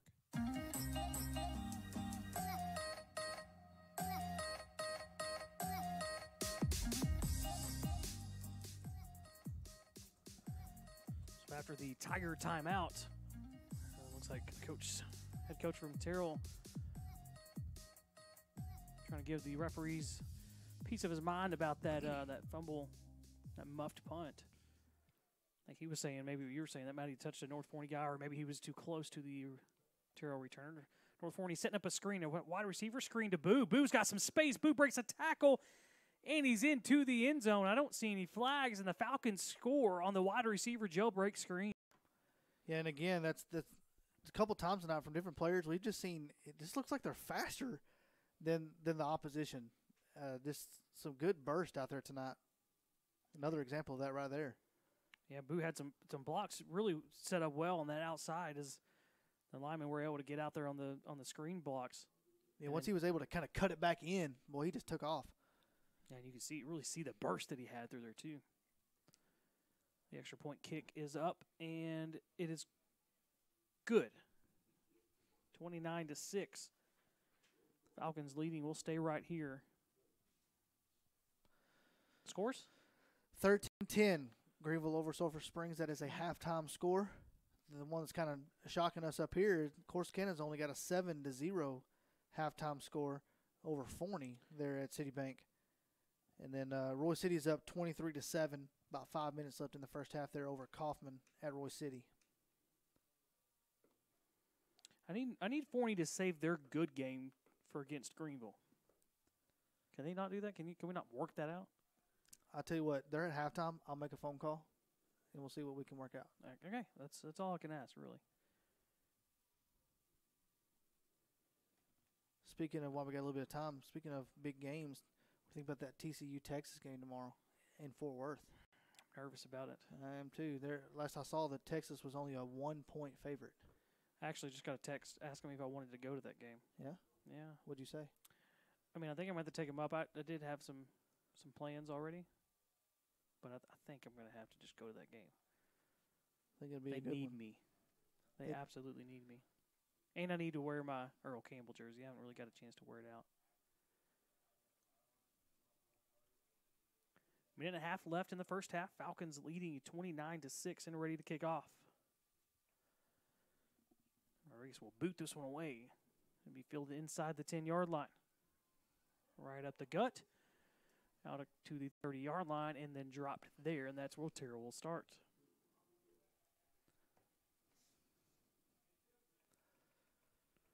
Of course, next week's game will be at home against Roy City, and that will be a huge one. Roy City right now sitting second in the district, just behind Ennis. And this is their only loss in district play as well. Of course, they beat Greenville last week in the game that we were all kind of keeping track of. They beat them by a field goal. They beat Corsicana a couple weeks before that. So Roy City will be no joke. Like I said, North Forney, they need help from a couple other teams. Being pressured in the backfield, Lunsford able to get away from that pressure. He's going to scramble out left, and then Nemo will bring him down from behind, out of bounds. Now, it's about 11, 12-yard run there. And Lunsford slow to get up on the North Forney far sideline. He got taken down from behind by Nemo. It was a big play, but, boy, that could have been a lot bigger of a play because you had a Terrell receiver running just absolutely wide open down the middle of the field, and he just didn't have time to throw the ball. Well, that's kind of been the story of the night so far. Anytime they don't throw the ball a whole lot, but anytime Lunsford has dropped back, he has faced pressure right away. And that's exactly what happened that time. He you could tell he had the guy open down the field, just didn't have time to set his feet, plant his feet, and really get into it. Was already being pressured out by, I think that was Brown again. Well, now you got number 9 coming in to play quarterback. We wouldn't know who number 9 was because we don't have a roster. It is unfortunate. We're doing the best that we can. I'm sorry, number 9. I wish I could say your name. So what I've got is Tommy Stewart. He's listed as a quarterback and a safety, so I would imagine that's probably the best thing we've got.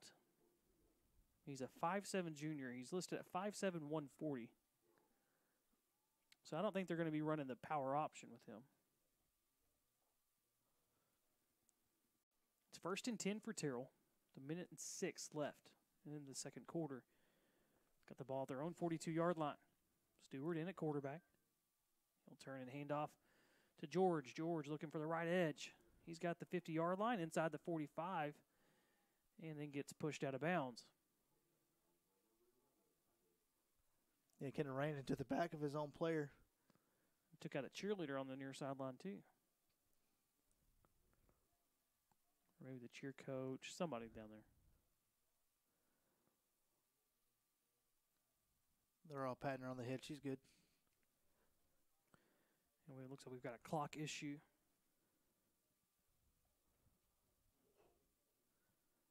Trying to get that. And it looks like Lunsford ready to come back in the game at quarterback as well. Well, I tell you, North Forney's got to be careful here because they've had a couple of guys wide open. You can't let them sneak behind you with 45 seconds left in the game or in the first half.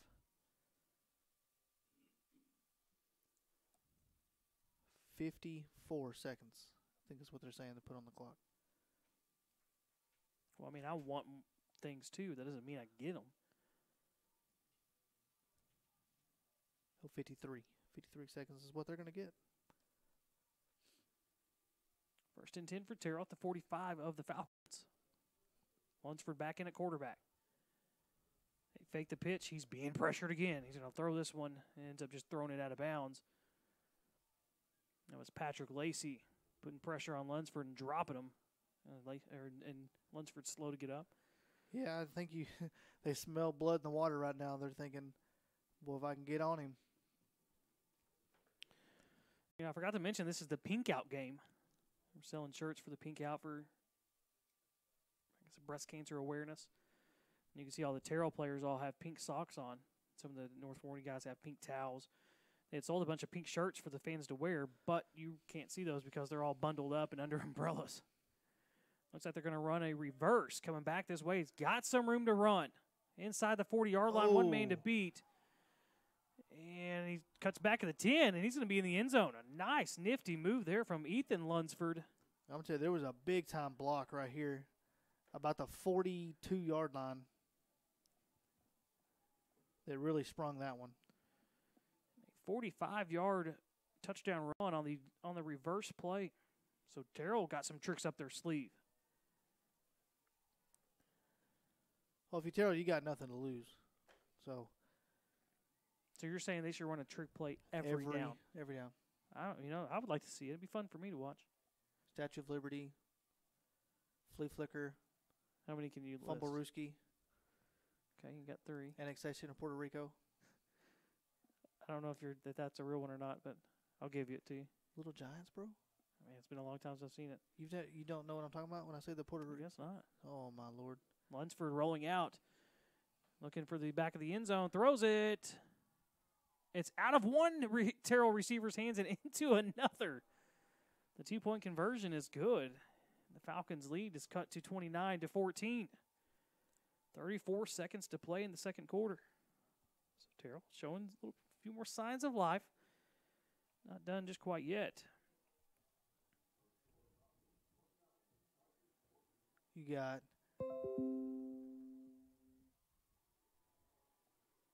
what else is there? Reverse. Oh, I was going to say Reverse the hook and ladder. Hook and ladder.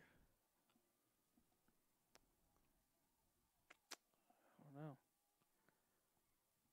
I think it's, you got the swinging gate, but that's more of an extra point. Could Google them. That's kind of a fun thing to do. Why don't you Google and see how many trick plays we could name?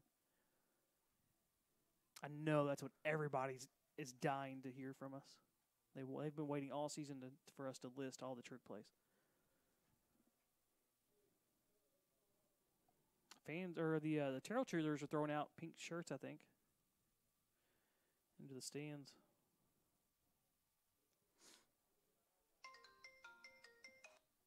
You want to put your phone on vibrate too while you're at it?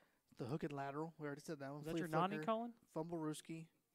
This one has the end around as being a trick play. That's definitely a trick play. A reverse. It's not a very exhaustive list. It's not a very exotic one either. Those are like normal plays. Statue of Liberty. What's a Boomer Rooski? End zone camouflage. Where on the kickoff, the guy lays down in the end zone. Yeah. Especially now, because there's Terrell players with the red end zones. That would work. The fake spike pass. Oh yeah. North Forney will start out after on the fair catch on the kickoff at their own 33. Kuna throws out to the sideline, setting up another wide receiver screen, and they're going to say that Nick Boo never had control of that catch. There's 28 seconds now. North Forney with 2 timeouts left. Of course, at halftime, the halftime show, Tim will jump back on with us. Talk about this messy first half. Kuna turns and hands it off to Collins. Collins got some space across the 40, 45, breaks a tackle, puts his head down across the 50, then finally gets thrown down the 48. And do we have a timeout? We do. Timeout, Terrell. No, North Forney. 19 seconds left.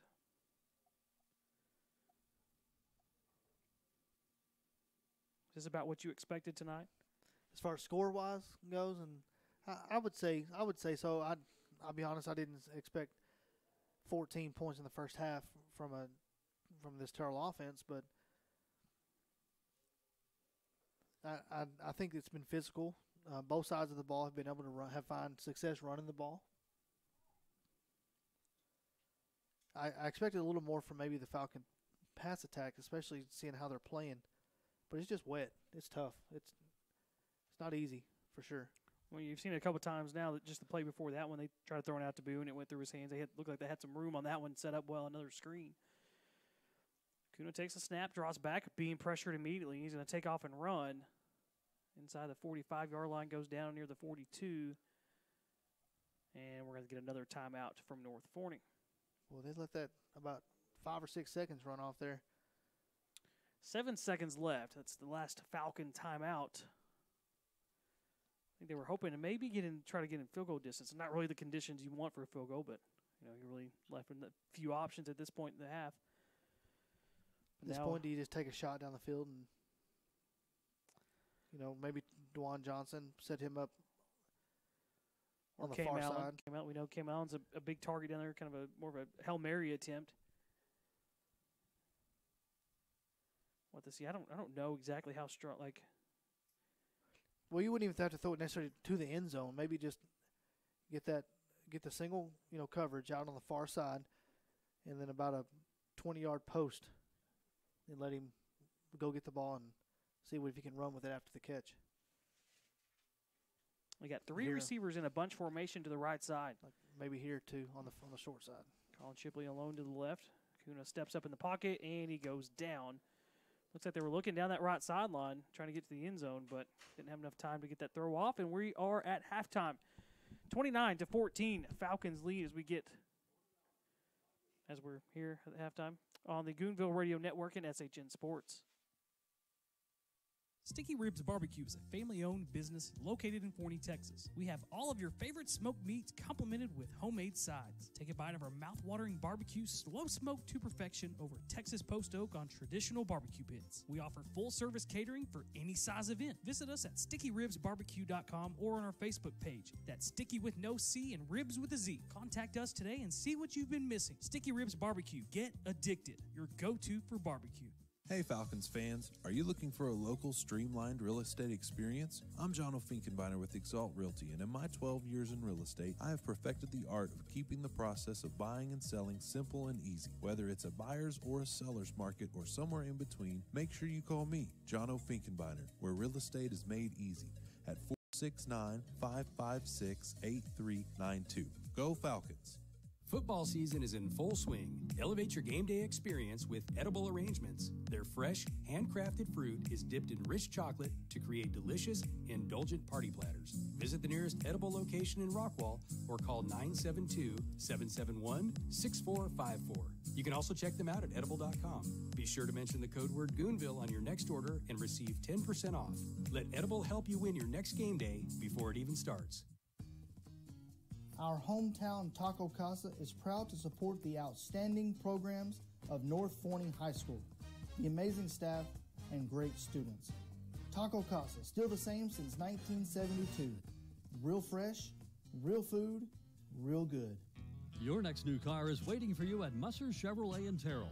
Musser's has been in business since 1962, making great deals on new and pre-owned cars and trucks. They also offer top-of-the-line automotive service by trained technicians with the most current diagnostic and repair equipment available. And they'll even offer you a free loan car while your GM car is serviced. Visit Musser Chevrolet today for your new Chevrolet or quality pre-owned vehicle. Musser Chevrolet is at 1212 Westmore Avenue in Terrell. You're listening to North Forney Falcons football on the Goonville Radio Network.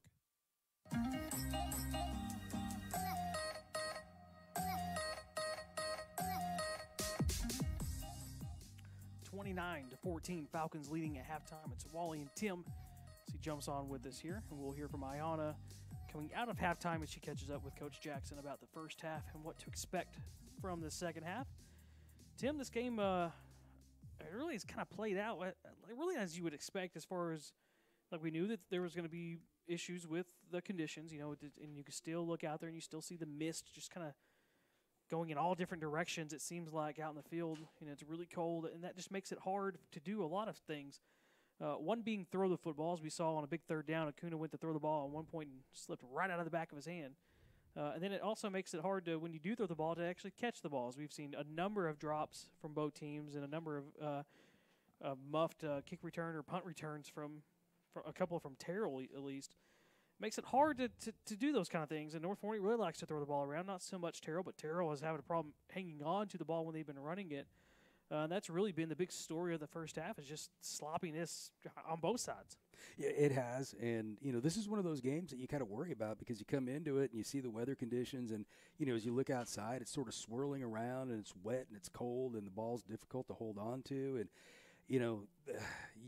I was thinking that, boy, I did not expect this to be a 29-14 game, but that's in normal conditions, right? We're not playing in normal conditions right now, so I think you've got to feel pretty good about the fact that, especially in that second quarter where the game got cleaned up a little bit, held on to the ball a little bit more, still had those drops, but from a weather perspective, it didn't seem to have as much of an impact as it did in the first quarter.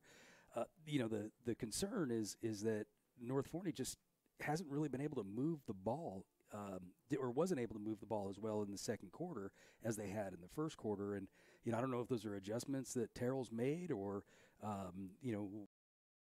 what's causing that, but seem to be able to move the ball much in that second quarter.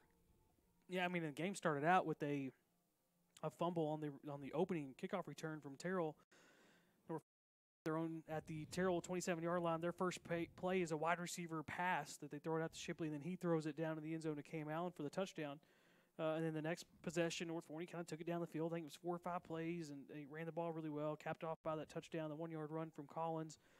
Things seemed like it was going to be a Kaufman-type game where they were going to jump out, score the first 3 or 4 possessions. Then, like you said, things kind of slowed down, and I think, especially late in that second half, the running game kind of stalled out, which is you couldn't have convinced me it was going to have, especially the way the game started with North Forney and the way that Collins runs. But Terrell's done a really good job of kind of containing him at the end of that second half. And that can make it interesting because the passing game is not what it normally is on other nights from North Forney. Usually you could say, okay, if you're going to stop Collins, we still got a bunch of other weapons we can get the ball to. Well, on a night like this, it makes it hard to get it to those other guys, and that makes it a little bit more interesting if they can continue to keep Collins in check. Yeah, absolutely. Wet ball, wet hands. We, as you mentioned earlier, we saw the one that just flat slipped out of Acuna's hand as he went back to throw it. We've seen receivers drop the ball.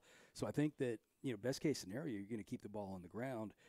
But if you're not able to run it inside, then you're going to try and have to, run some things outside. And if we can do that and set the edge, Collins is quick enough that he can get out there, and I think that's maybe what they might start looking to do is maybe get him off tackle, get him on a sweep, something like that, where they're getting a couple of guys out in front of them. They do that. Then Terrell needs to start spreading their defense a little bit more to protect against the inside. That then opens up the middle again, best case scenario. We referenced it a couple of times in the first half how Terrell would play that one single high safety. And I say single high, he was really about 10 yards away from the line of scrimmage. Knowing that it's tough to throw the ball, and they're saying, hey, we're going to force you to throw the ball. We're not going to let you just run all over it with Collins. A couple things I did really like to see, and I'm going to have to talk to Coach Jackson about this because I feel like he tried to fleece us. He didn't trust me. But we asked him about whether there be a wrinkle coming out the bye week, and I think we've seen a couple little wrinkles from the offense. Of course, that first play that was a wide receiver's pass for a touchdown, that was new. Then even, we've seen some more of the screens, like that jailbreak screen. We see it a lot where they throw it out and they have the receivers block for the other receiver. We don't really see it a whole lot where they throw it out to him and they had the lineman go out there and block on a jailbreak. That worked out for a touchdown to Boo. So we've seen a couple of wrinkles from them, that we haven't seen before, and it's worked. It's like it's crazy how that might happen. Yeah, and if you think about it from the Terrell perspective, right, these aren't things that they've seen on film, so they can't plan for it. So if you're able to throw those out there, now you got to be careful because, you still have other games coming up, and especially the one against Roy City, which is going to be a big game. You don't want to put it all out there, but as you mentioned earlier, we got to take this one game at a time, and you've got to win this game first, so you're going to do what it is necessary to do that.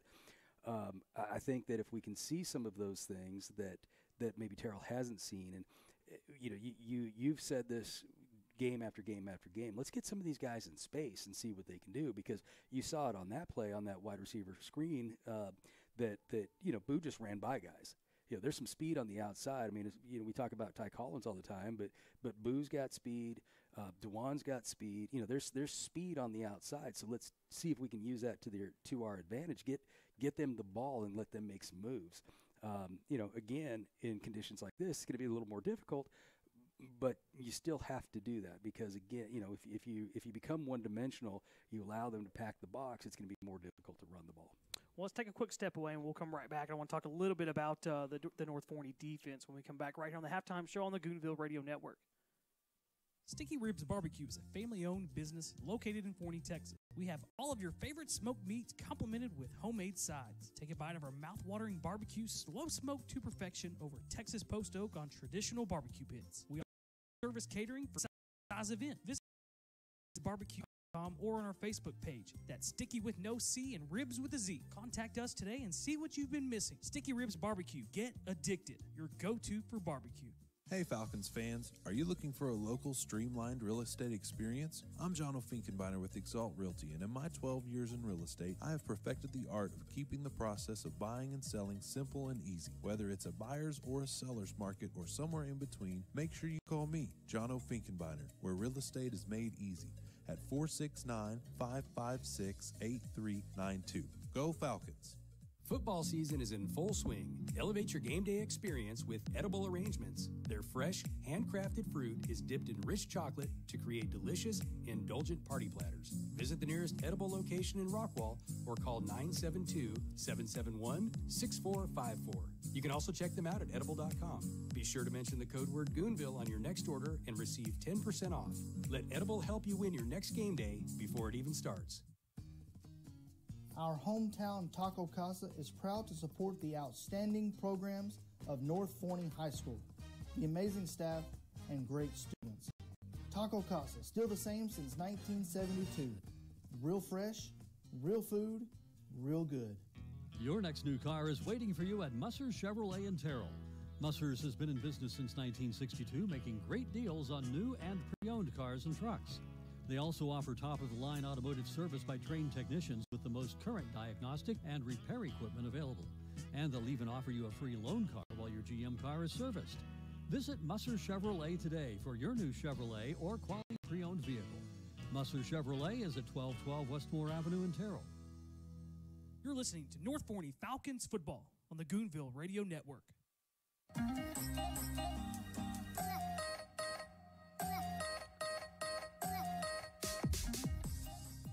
Here at halftime here on the Goonville Radio Network and SHN Sports.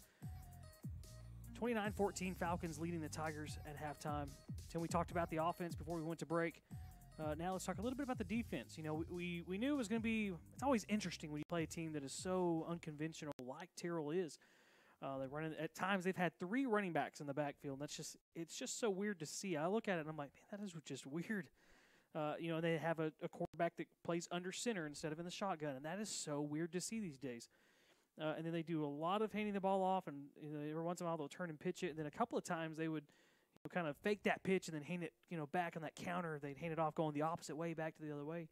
And a couple of times, especially early in that first half, North Forney was having trouble stopping that run game. They seemed like, at times that's been this defense's weakness has been stopping those sweeps around the edge, and in the first half that really hurt them. And then Captain Nemo came to the rescue, and he kind of shut that down in a couple of drives. It really stalled them out before that last touchdown drive. But North Forney was having problems stopping that run game early on.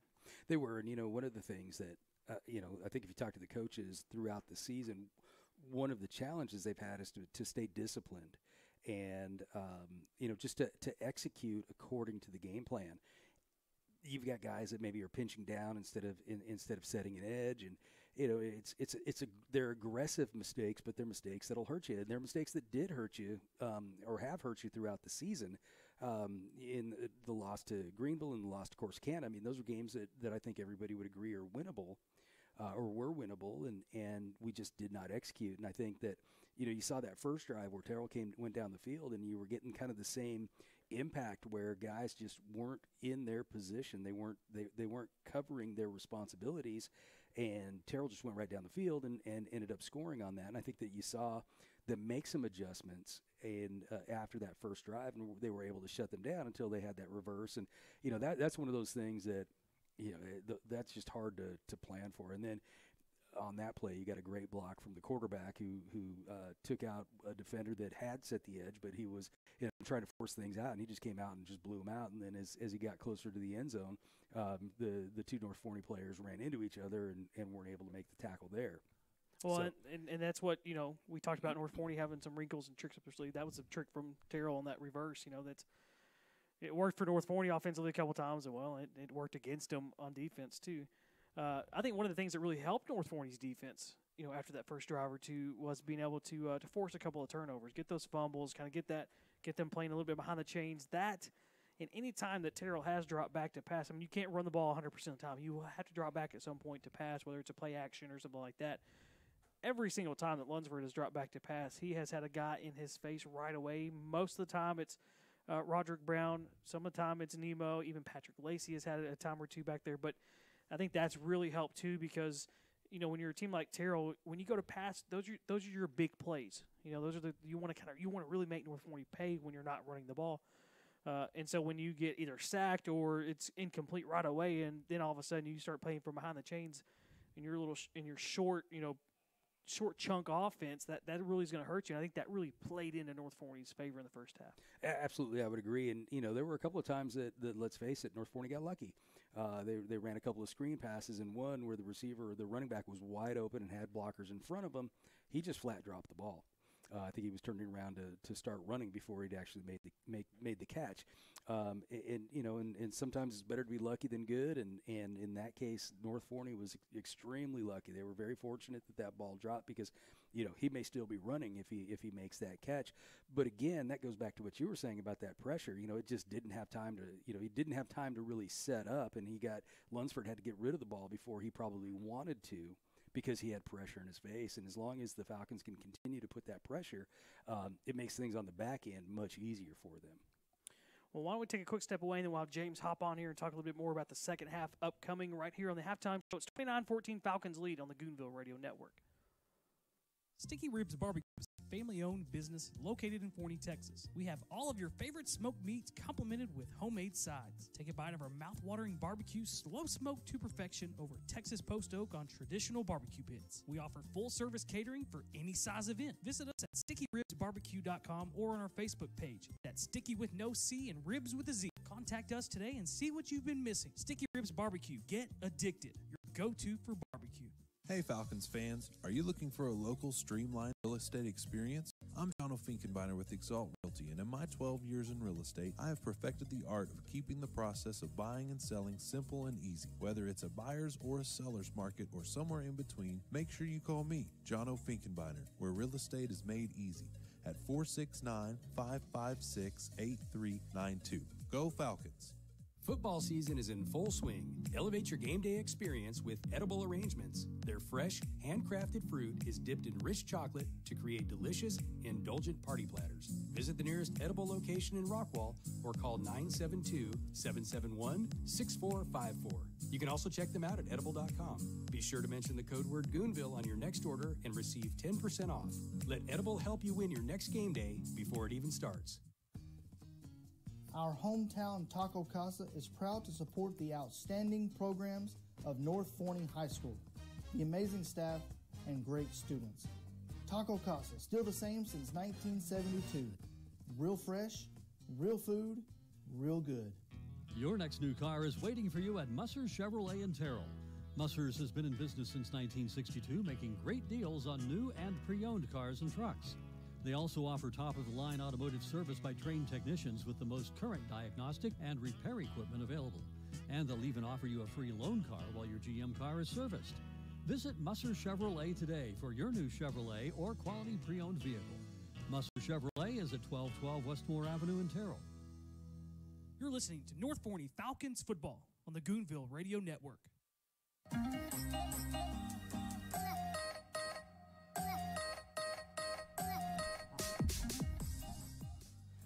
All right, Mr. Tim. Sitting here at halftime looking at an empty field. About the quickest halftime show I think we've seen in recent memory. Obviously, North Forney didn't bring the band tonight. Have big competition tomorrow. But even Terrell's portion of the halftime activities was quick. You can tell they didn't want to be out there. Their drill team was out there, and when we looked back down there, they were gone. They were. Yeah. Yeah.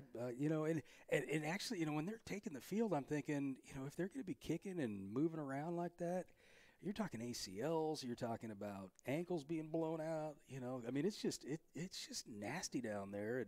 And, Wally and I were talking about that, as you look at this, it's not like rain it's just like sheets of mist that keep blowing through it. If you look at the flags, how they're swirling, and you can see it up in the lights where it's swirling, and it's just, I'm really glad that we're up here and not down there. Yeah, oh, no doubt about it. And it's not even like it's not foggy or anything. It's just straight wet in the air. So I spent 8 years in the Seattle area, and this reminds me a lot of my time up there.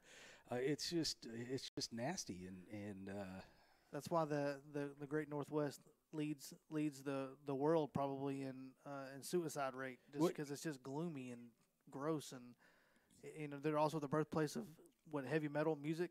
Yeah, and the whole grunge movement and stuff like that. It makes sense. Well, James, I really appreciate you coming in here and bringing down the broadcast like that. Absolutely. Boy, that's just a. I say it with a smile on my face. It's a fact. I'm just stating facts. Right. I'm not saying it's right or wrong. I'm just, it's just facts. So getting back to some football now, with the mindset of moving forward now into the second half. I know you and Wally dissected the first half and basically brought out every point there was to be made.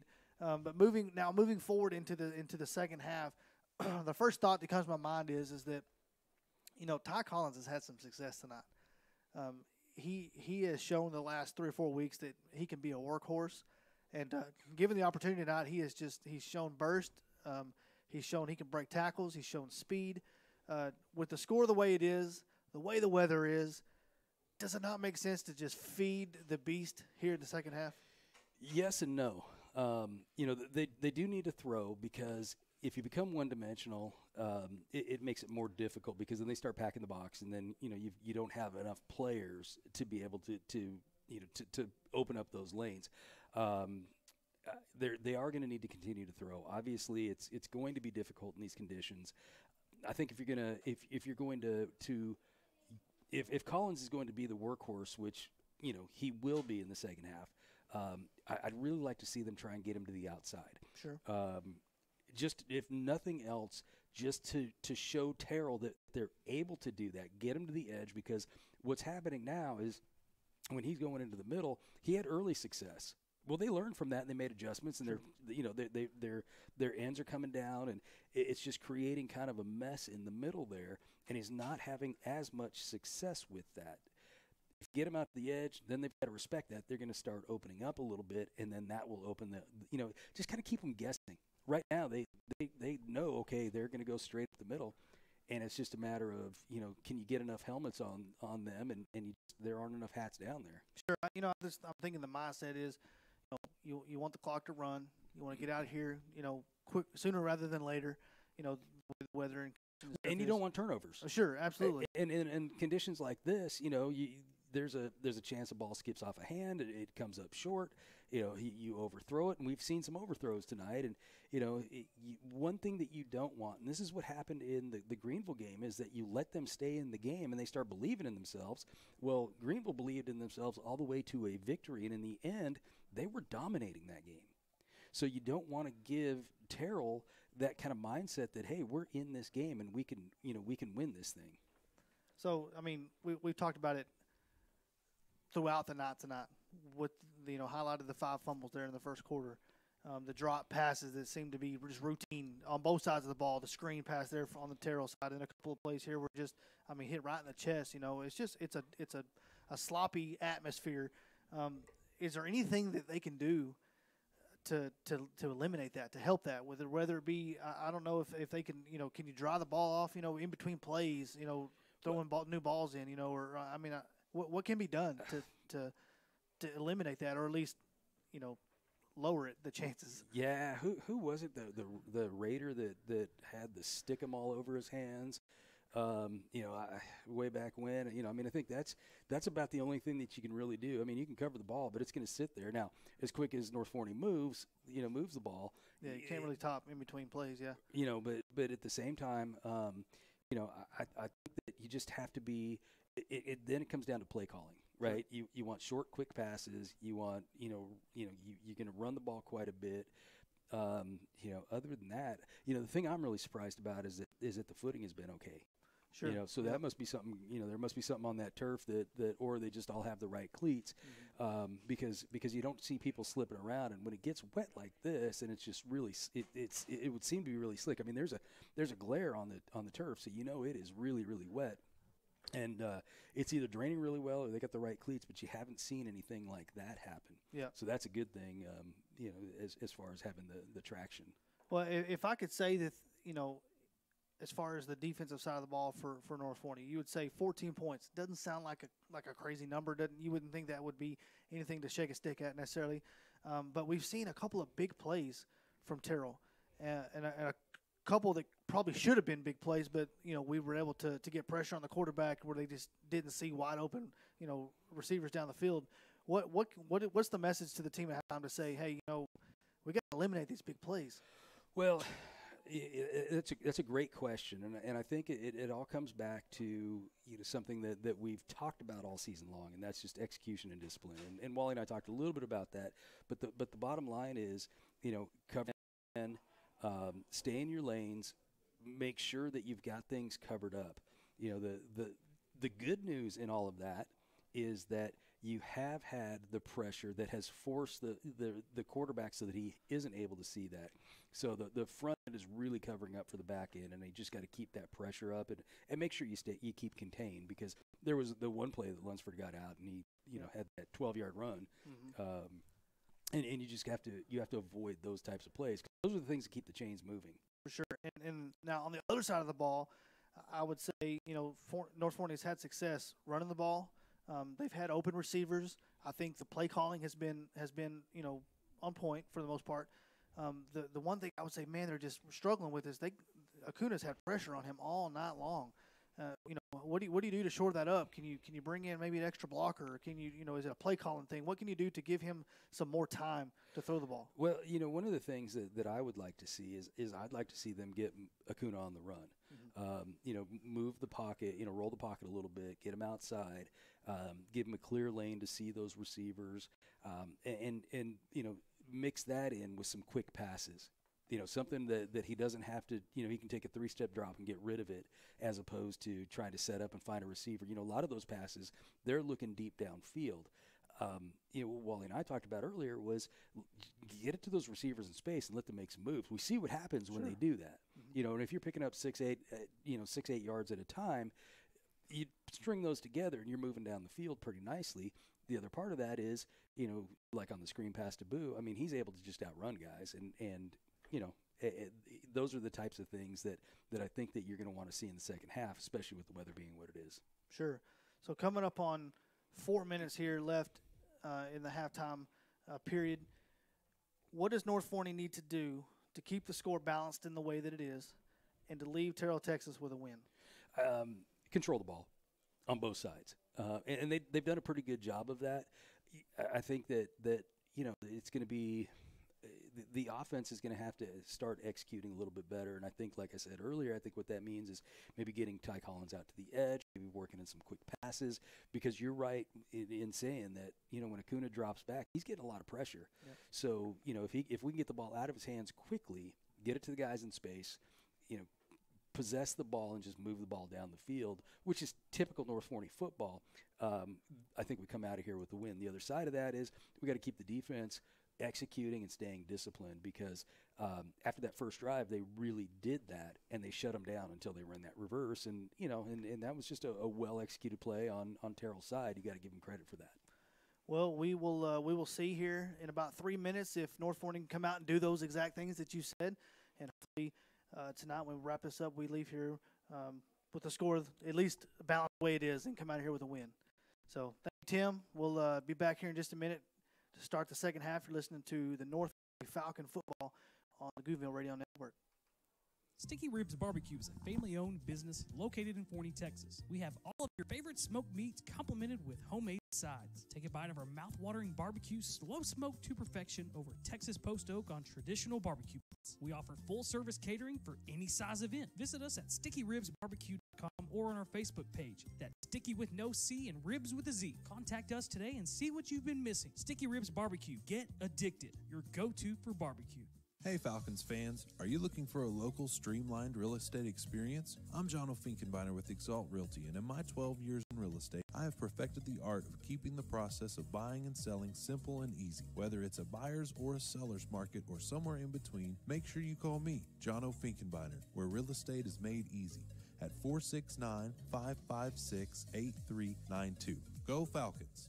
Football season is in full swing. Elevate your game day experience with edible arrangements. Their fresh, handcrafted fruit is dipped in rich chocolate to create delicious, indulgent party platters. Visit the nearest edible location in Rockwall or call 972-771-6454. You can also check them out at edible.com. Be sure to mention the code word Goonville in your next order and receive 10% off. Let Edible help you win your next game day before it even starts. Our hometown Taco Casa is proud to support the outstanding programs of North Forney High School, the amazing staff, and great students. Taco Casa, still the same since 1972. Real fresh, real food, real good. Your next new car is waiting for you at Musser Chevrolet in Terrell. Musser's has been in business since 1962, making great deals on new and pre-owned cars and trucks. They also offer top-of-the-line automotive service by trained technicians with the most current diagnostic and repair equipment available. And they'll even offer you a free loan car while your GM car is serviced. Visit Musser Chevrolet today for your new Chevrolet or quality pre-owned vehicle. Musser Chevrolet is at 1212 Westmore Avenue in Terrell. You're listening to North Forney Falcons football on the Goonville Radio Network.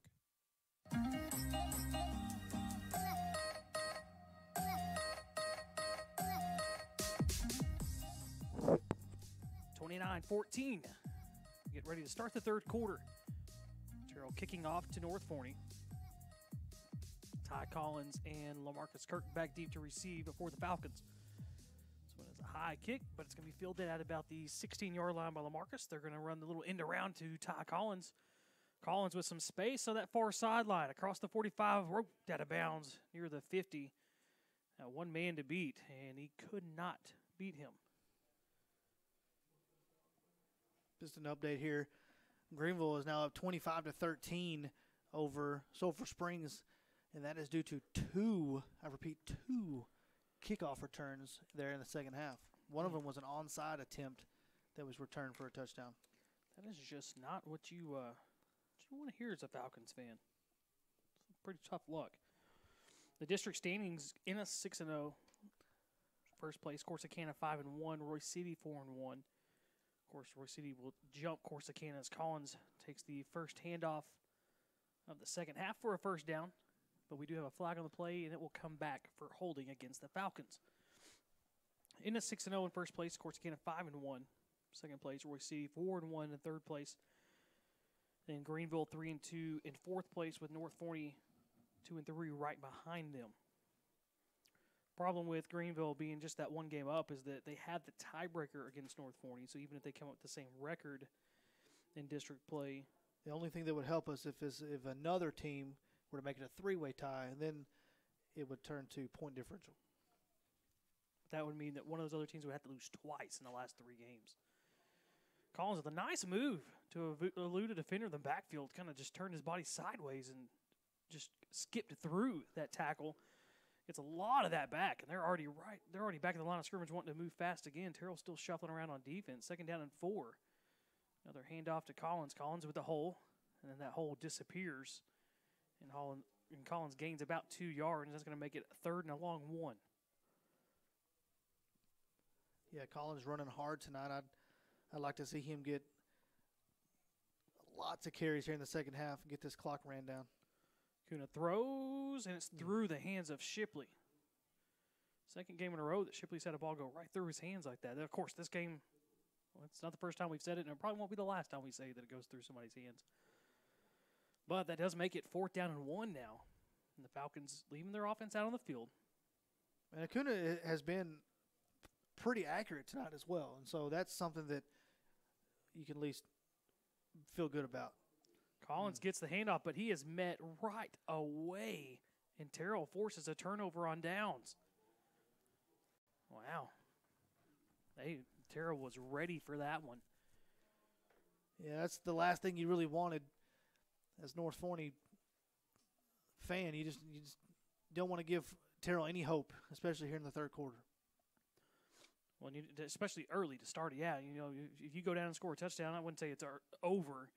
Still a lot of time to play. Yeah, they come back and score. It's a one-score game now. Yeah, and I heard Tim saying this at halftime too. This is what happened in the Greenville game. North Forney would be up by even 2 touchdowns at one point. They just couldn't ever close the door. Kept letting Greenville stay in it. Hand off to George. George has the first down. Cuts back to stay in bounds and finally forced out. But he's going to get all the way down to the 36. Your linebackers are going to have to keep contained on him, especially he's shown that once he gets that edge, he's going to pick up big yards. This is when you need to put out that number 9 on the spotlight and call Batman in. Say, Nemo, we need you to shut this down. Well, that's where the defense really rose up in the first half, is on the back of Nemo. And he was able to kind of stall out a couple of their drives single-handedly. Pitch to Williams. DeMarcus Kirk able to submarine in there and get that tackle. And that was Ashton Howard Williams on the carry for a gain of 2. And that'll bring up second down and 8.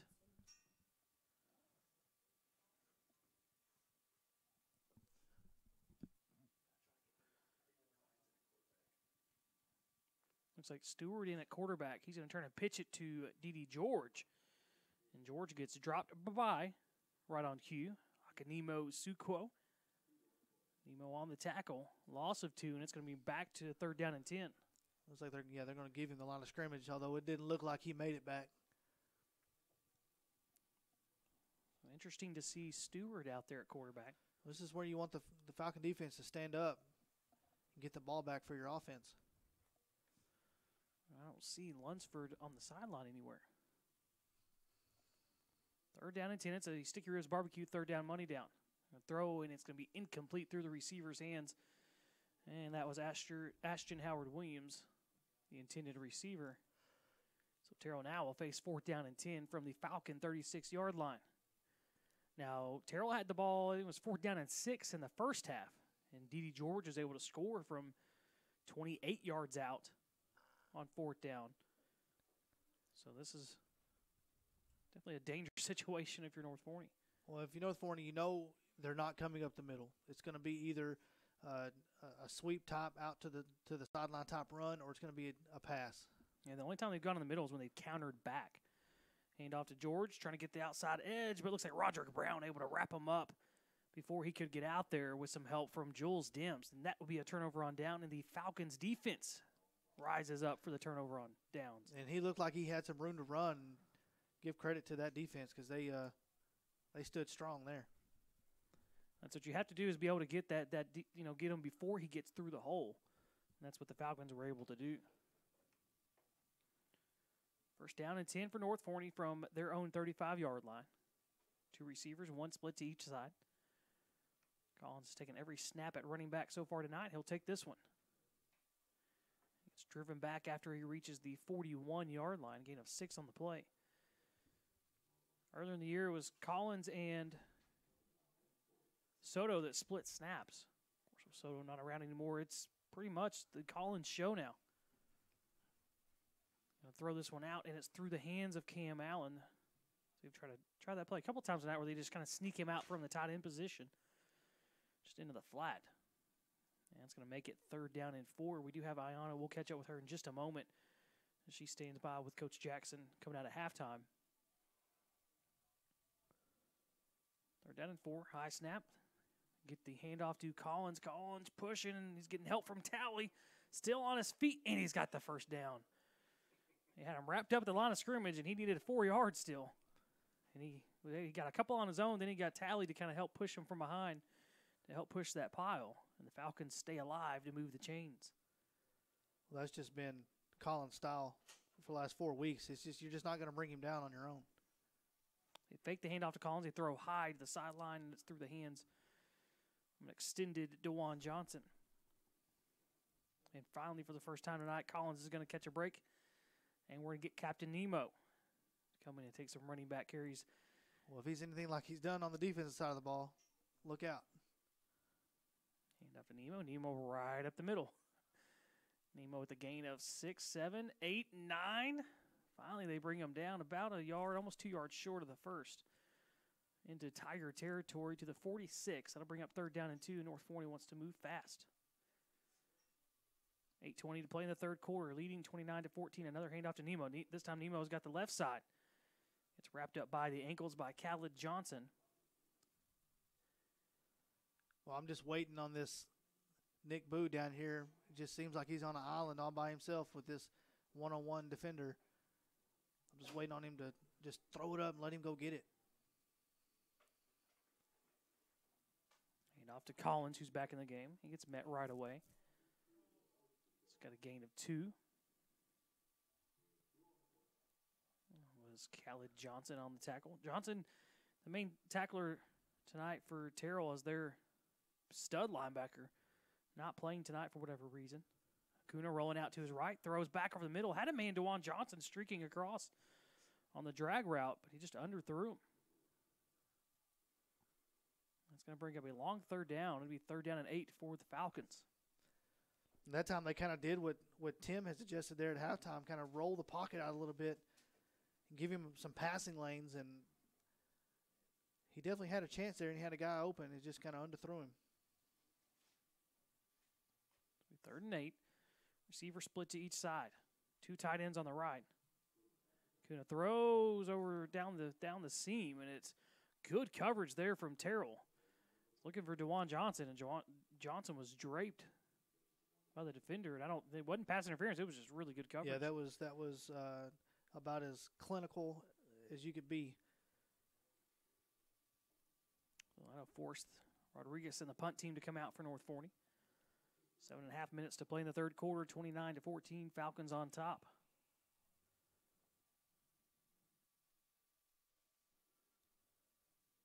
It's a low wobbly punt. It's going to bounce inside the 10, inside the 5, and it'll actually take a bounce right back outside the 5, and it'll be down at the 6. So North Forney pins Terrell back. Let's go ahead and catch up with Ayana as she was standing by with Coach Jackson just a few minutes ago. Thanks, Wally. I'm here with Coach Jackson. Holding on to the ball has been a problem early on tonight. What, if anything, can be done to help with that? You know, it's just you got to watch it in. You got to be a little bit more intentional, and you just got to slow down just a little and finish the catch. You just have to finish it. Ty Collins on offense and Nemo on D have looked extra quick tonight. What's your thoughts on them? Yeah, I think Ty's got 90 yards, and I told our guys in there just now he needs to finish with 200 yards tonight, and Nemo's done a good job. He's kind of been on the weak side some. I'm kind of talking to him about putting him on the strong side a little bit more because he's made so many plays. How do you feel about the physical play from the Falcons tonight in the first half? You know, I think we've been pretty physical. You know, we're up 29-6, and we kind of were getting ready to put them away, and then we lose discipline and we give up that big reverse. The reverse is probably the biggest play of the game. So now we've kind of given them a little bit of life. We get the ball in the second half, and we need to go down and score. Thanks, Coach. Good luck. Thank you. Back to you, Wally. And on the first play, after the Terrell recovery, what was the punt? The first, yeah. As a North Forney down it at the 6, DeMarcus Kirk strips the Terrell running back of the ball and takes it right into the end zone for the touchdown. That was easy. It's about as easy as it can get. Yeah, it's one of those. I don't think that ball ever hit the ground. I think he just took it right out of his bread basket. He just said, "Thank you. I'm going this way." He said, "I'll take this. You can keep going that way if you want to." So the Falcons score a defensive touchdown to go up 36-14 after the extra point. Falcons cooking with 7:11 to play in the third. You're listening to North Forney Falcons football on the Goonville Radio Network. Football season is in full swing. Elevate your game day experience with edible arrangements. Their fresh, handcrafted fruit is dipped in rich chocolate to create delicious, indulgent party platters. Visit the nearest edible location in Rockwall or call 972-771-6454. You can also check them out at edible.com. Be sure to mention the code word Goonville on your next order and receive 10% off. Let Edible help you win your next game day before it even starts. You're listening to North Forney Falcons football on the Goonville Radio Network.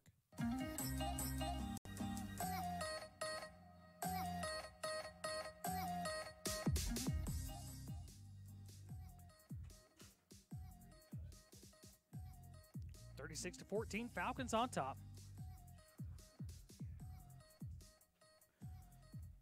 And I believe that was DeMarcus Kirk who ran that one in for the touchdown. That's far corner, so it's a little hard to see. It's an issue of debate up here. Wally's sticking to his guns on that. We think it was Roderick Brown. We'll have to go back and watch the film as soon as we get it. Ayanna Brown said it was who it was. I didn't say anything to you. Kickoff is going to be fielded inside the 10. It's going to be bobbled and dropped and picked up at the 15. And a pretty decent return. The ball fumble. comes loose again, though. The ball's on the ground. I think Terrell might have got back on top of this one, though. Man, all these fumbles make for exciting calls. Okay, so the one that stripped down there, is that technically a fumble? Oh, yeah. It never hit the ground, though. But it's still a fumble. Okay, so that's 1, 2. We've already had 2 in the last few minutes. We're getting back on track to get to that 20. Yeah. There we go. That's what I'm waiting. And you can even count that. I might even count that. We did get confirmation. That was DeMarcus Kirk who ran in that fumble. So we'll score 1 for Wally. Well, the steak dinner ride's on the fumble count. Terrell starts out, their own 30-yard line.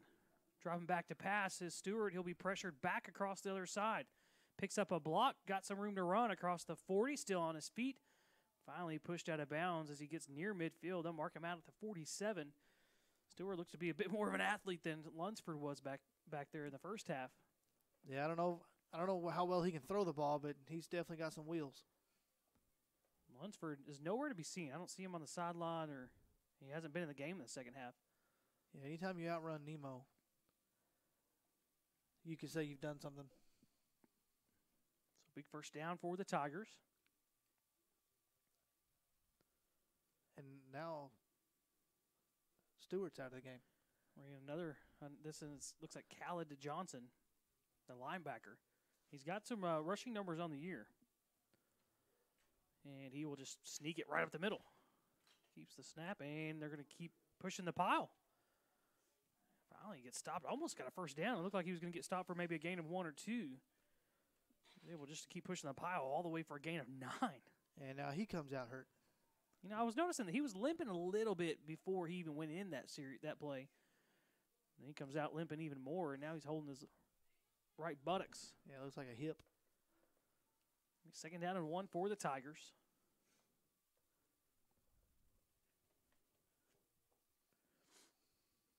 Two running backs in the backfield. They turn and hand it off to D.D. George. He cuts back right up the middle of the field, bursts through the line, and George is going to go all the way for a touchdown. Yeah, he just had no backside help that time on defense.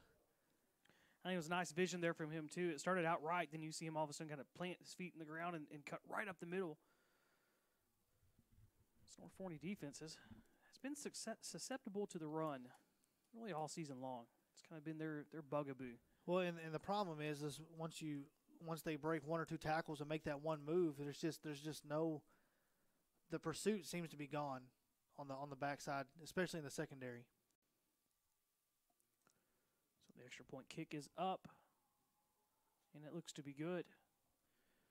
36-21, Falcons still on top. 6:07 to play in the third quarter. You're listening to North Forney Falcons football on the Goonville Radio Network and SHN Sports. Your next new car is waiting for you at Musser's Chevrolet in Terrell. Musser's has been in business since 1962, making great deals on new and pre-owned cars and trucks. They also offer top-of-the-line automotive service by trained technicians with the most current diagnostic and repair equipment available. And they'll even offer you a free loan car while your GM car is serviced. Visit Musser Chevrolet today for your new Chevrolet or quality pre-owned vehicle. Musser Chevrolet is at 1212 Westmore Avenue in Terrell. You're listening to North Forney Falcons football on the Goonville Radio Network.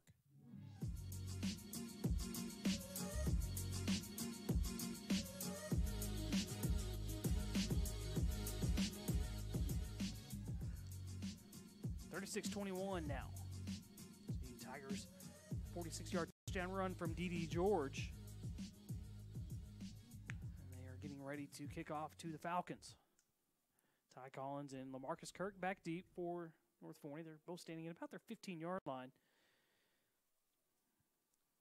The wind has picked up a little bit throughout the night, right into the face of the Terrell kickoff right now. And it's a high, short kick. and Cam Allen's going to call, or actually his Nick Boo calls for a fair catch at his own 25-yard line. So the Falcons offense will take back over after turning the ball over on downs their last time they had it. 35-21. Wally. 36-21. 36-21. 21 points that's all I'm willing to give up.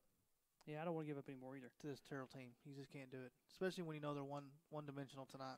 When you talked about in the pregame, they're averaging just over 13 points a game. Last week was their big game where they scored 33. And so they're on pace right now to put up about 33. North Forney's offense could do themselves some favor by holding on to the ball for a while.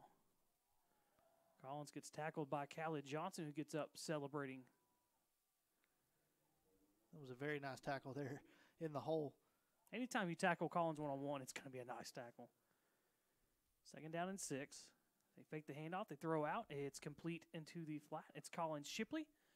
And Shipley gets spun and thrown out of bounds after the first down gain to the 39. Well, it looks like they're going to let the clock keep running. I guess when you get forced out of bounds, it's technically being stopped it. Well, because it's first down. Handoff. Nope. Fake the handoff to Collins. Throw out to Shipley again, but Shipley catches it on the ground right at the line of scrimmage, so no gain. Bring up 2nd down and 10. We're Forney in a peculiar spot. The running game hasn't been as effective as it was early in the game.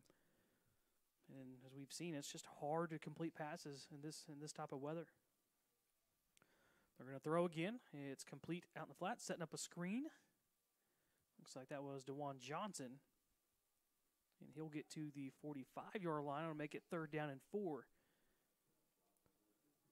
Well, I'd like to see Ty Collins here on this 3rd down play maybe get the ball with a chance to have some space, whether it be a sweep, pass to the flat, something along those lines. They're going to throw it, and it's off the hands of Cam Allen. He had it for a first down if he would have caught it. It went right through his hands. And the Falcons will have to bring out the punt team. Play was there. Yep, just right through his hands.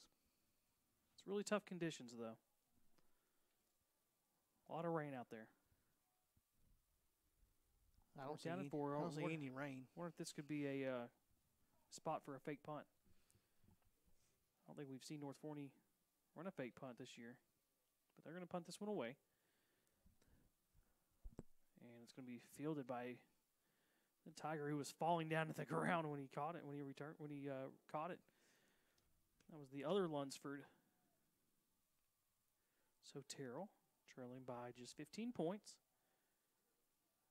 Start out from their own 22-yard line. Almost called him D.D. Westbrook, but D.D. George tonight has been their bread and butter. Just under 5 minutes to play in the 3rd quarter.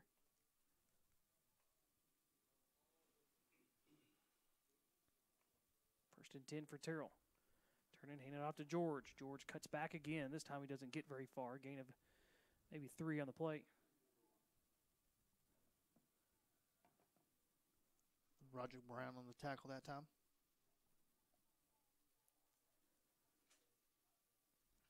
Four and a half minutes now. Terrell's run a couple of different quarterbacks out there in the second half. I think Lunsford obviously is probably done for the night. So he did get hurt at one point, missed a play, but then went back in there and finished out the half. But then he has not been out there yet in the second half, and I don't see him anywhere on the sideline. Stewart, the quarterback now, man in motion, and we've got whistles before the snap, and we got a timeout from Terrell. With that timeout, we'll take a timeout. 36-21, Falcons leading on the Goonville Radio Network. Your next new car is waiting for you at Musser's Chevrolet in Terrell. Musser's has been in business since 1962, making great deals on new and pre-owned cars and trucks. They also offer top-of-the-line automotive service by trained technicians with the most current diagnostic and repair equipment available. And they'll even offer you a free loan car while your GM car is serviced. Visit Musser's Chevrolet today for your new Chevrolet or quality pre-owned vehicle. Musser's Chevrolet is at 1212 Westmore Avenue in Terrell. You're listening to North Forney Falcons football on the Goonville Radio Network.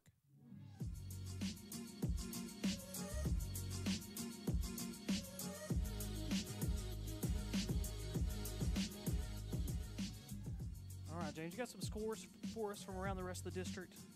You know that's what we want. You know that's what we're jonesing for. Well, it's 25-13 still. Greenville over Sulphur Springs with only about 2 minutes left in that game. Oof. So it's not looking good for that game for us tonight. Of course, Canada is still only up 7-0 over Forney there with 5 minutes left in that game. And then 39-7, Roy City over Kaufman. That game is kind of dragging behind a little bit. Still in the third quarter. 10 minutes left. They fake the handoff to George, and it goes up the middle to Jarius Scruggs. First time we've called Scruggs' name tonight. A gain of just a couple, and that's going to bring up a Sticky Ribs barbecue.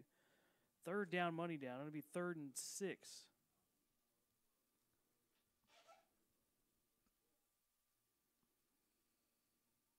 (36-21).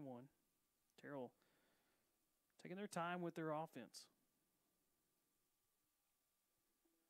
Turning and handing off to George. George wrapped up in the backfield, and he's going to go down for a loss. Roderick Brown and Nemo both getting back there to put it into that play before it could get started. A loss of 3 all the way back inside their 25-yard line. It's going to bring up a 4th and 9, and Terrell will have to punt.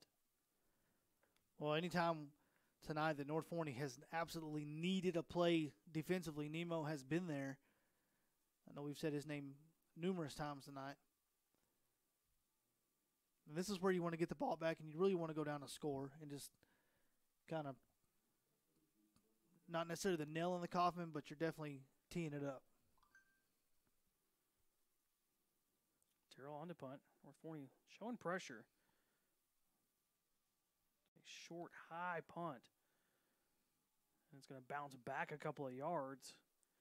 And when it's all said and done, it was about a 12-yard punt. I would say that punt was almost not even far enough for a first down. Yeah, the Terrell punter he's punting them high and got them hung up in the wind.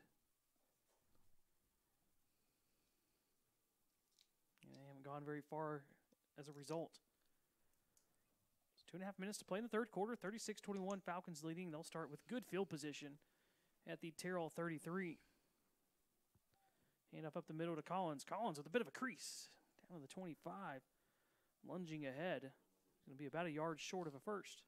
That's exactly what you want to see. You want to see him moving fast and getting chunk yardage. Another handoff to Collins. Collins looking for the first down, and he's going to get just enough for it. They'll move the chains. Has been almost all Collins tonight from the running back position. Well, I think the last possession we saw a little bit of Nemo in there, but everything else has been Collins.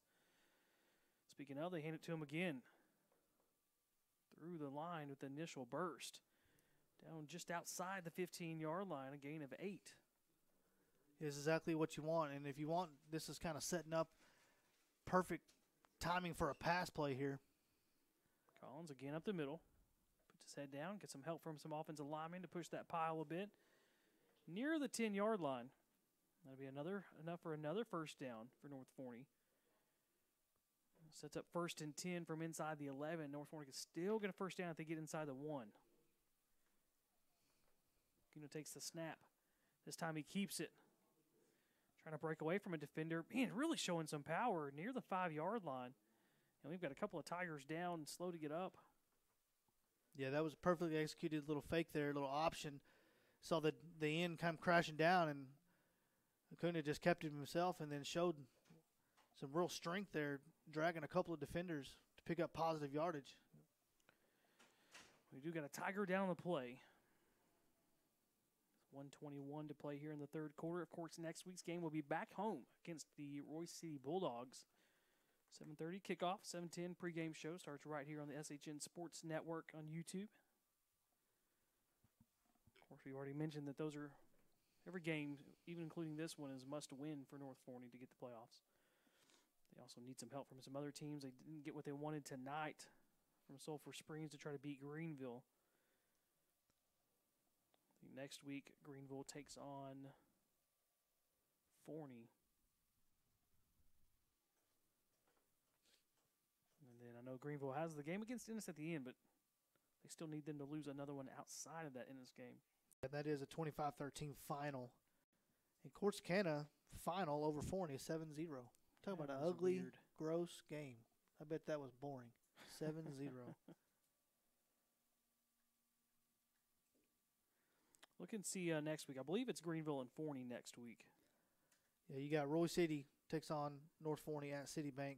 Sulphur Springs will be at Kaufman. Forney will be at Greenville. Ennis at Corsicana, which many thought going into the season, which still be a big game with Corsicana only having the one loss. And then facing Ennis, obviously, is undefeated in district play. So it really is a three-team race for first in the district between Roy City, Ennis, and Corsicana. Acuna keeps on the read option inside the 5, lunging for the end zone, and he's got a touchdown. A nice read on the read option, and Acuna keeps it for the touchdown, a 4-yard touchdown run. And the Falcons, pinning the extra point, will go up by 3 scores. Yeah, we've seen that play about 3 times in a row. The first time give to Collins. The second time he kept it going around the outside, and then that time he kind of kept it himself and followed kind of behind Collins and was able to get in the end zone. Rodriguez on for the extra point. And the kick is up. And it's through. 43-21. Falcons leading. You're listening to North Forney Falcons football on the Goonville Radio Network. Football season is in full swing. Elevate your game day experience with edible arrangements. Their fresh, handcrafted fruit is dipped in rich chocolate to create delicious, indulgent party platters. Visit the nearest edible location in Rockwall. Call 972-771-6454. You can also check them out at edible.com. Be sure to mention the code word Goonville on your next order and receive 10% off. Let Edible help you win your next game day before it even starts. You're listening to North Forney Falcons football on the Goonville Radio Network.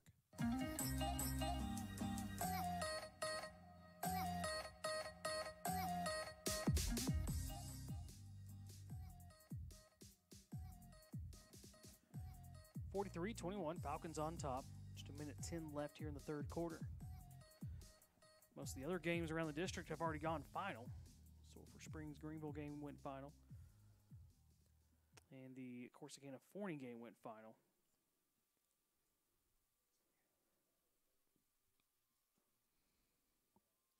I tell you, if you're Forney and you would tell your team beforehand that you could hold Corsicana to 7 points, I guarantee you thought you were coming out of there with a victory. Fielded inside the 5-yard line by George. George will bring it out from there. And he will get brought down as he reaches the 20-yard line. And we've got another Tiger down.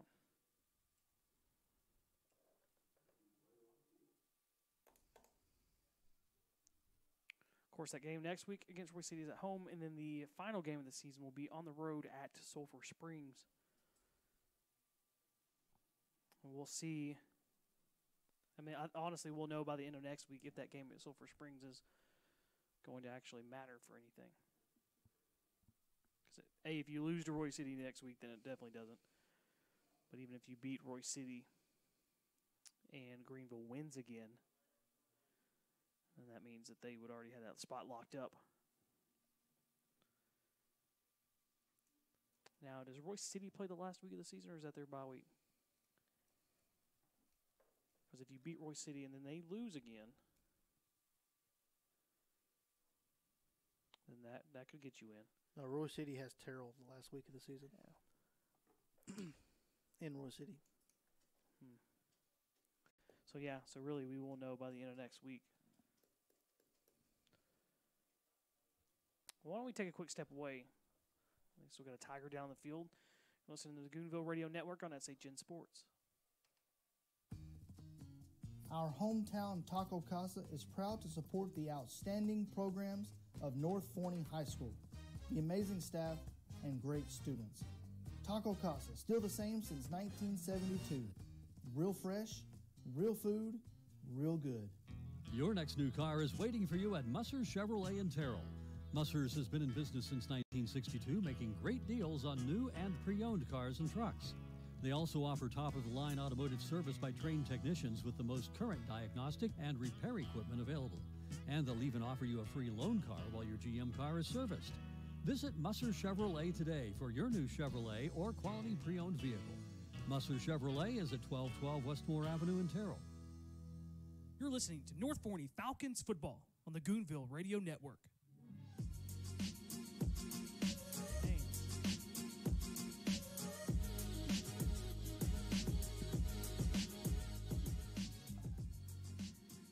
D.D. George takes the handoff out of the timeout. He's got a first down as he gets across the 35-yard line.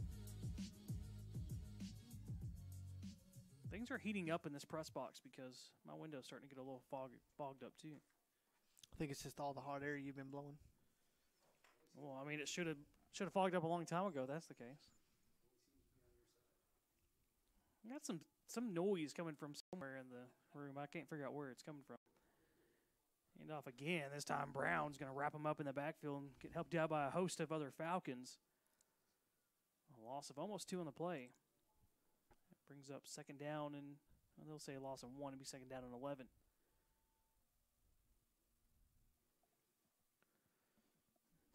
We'll get one more play here before the end of the third quarter.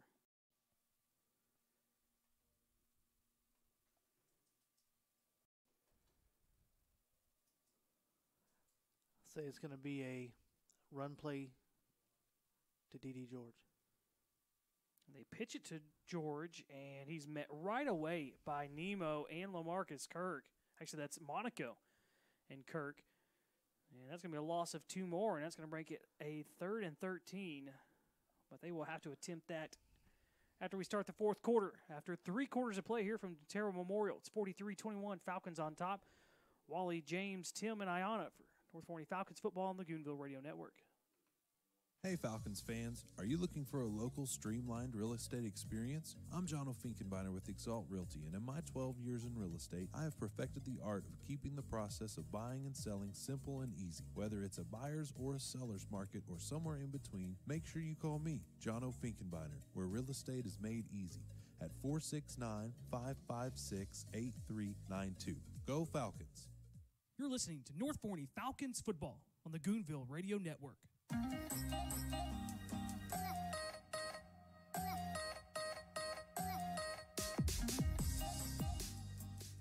And we're already back.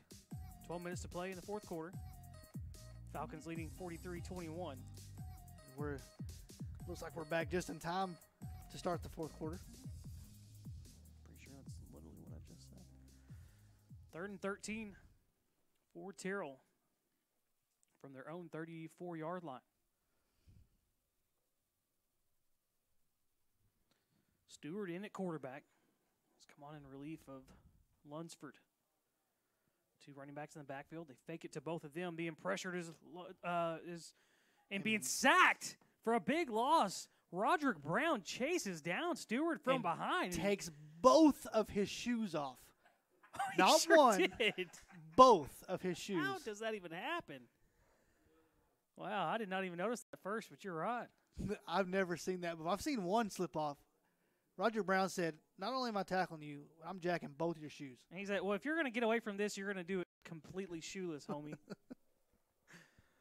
Wow, big loss there. Nice play from Brown. Like I said, we talked about it earlier. Brown's got the size and the physicality, but he's also got the speed and quickness for a guy that big.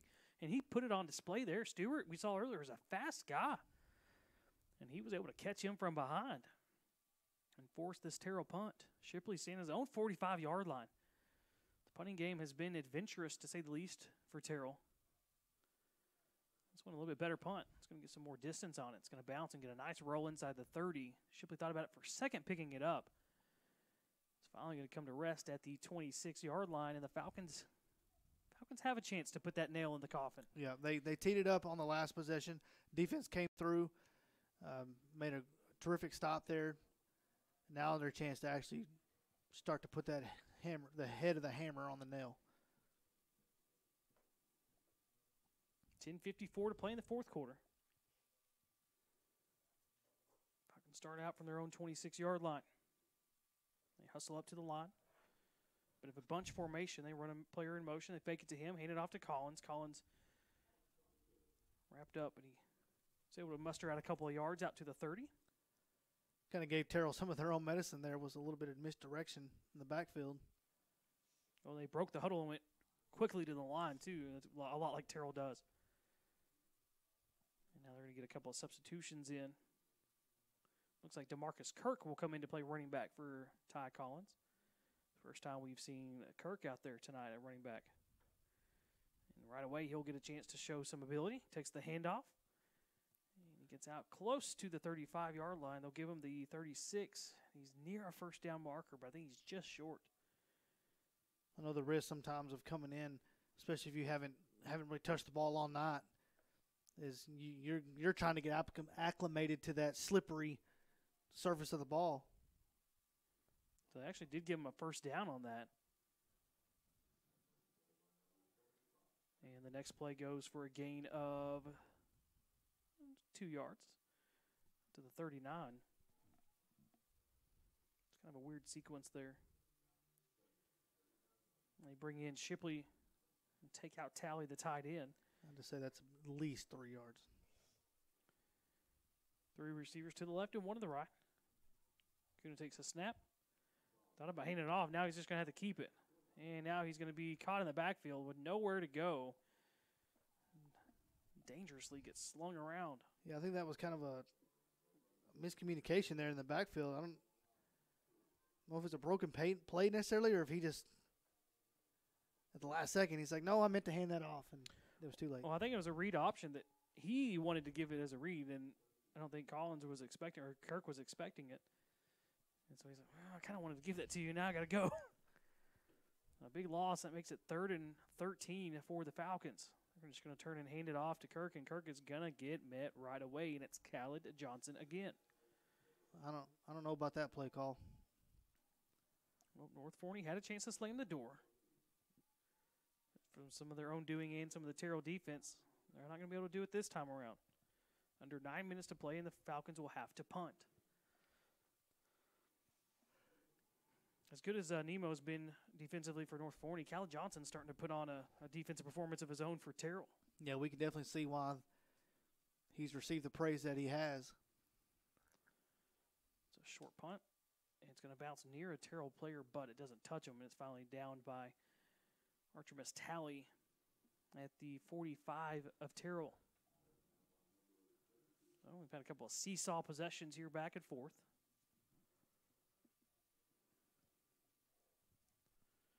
Under 8.5 left to play in the game.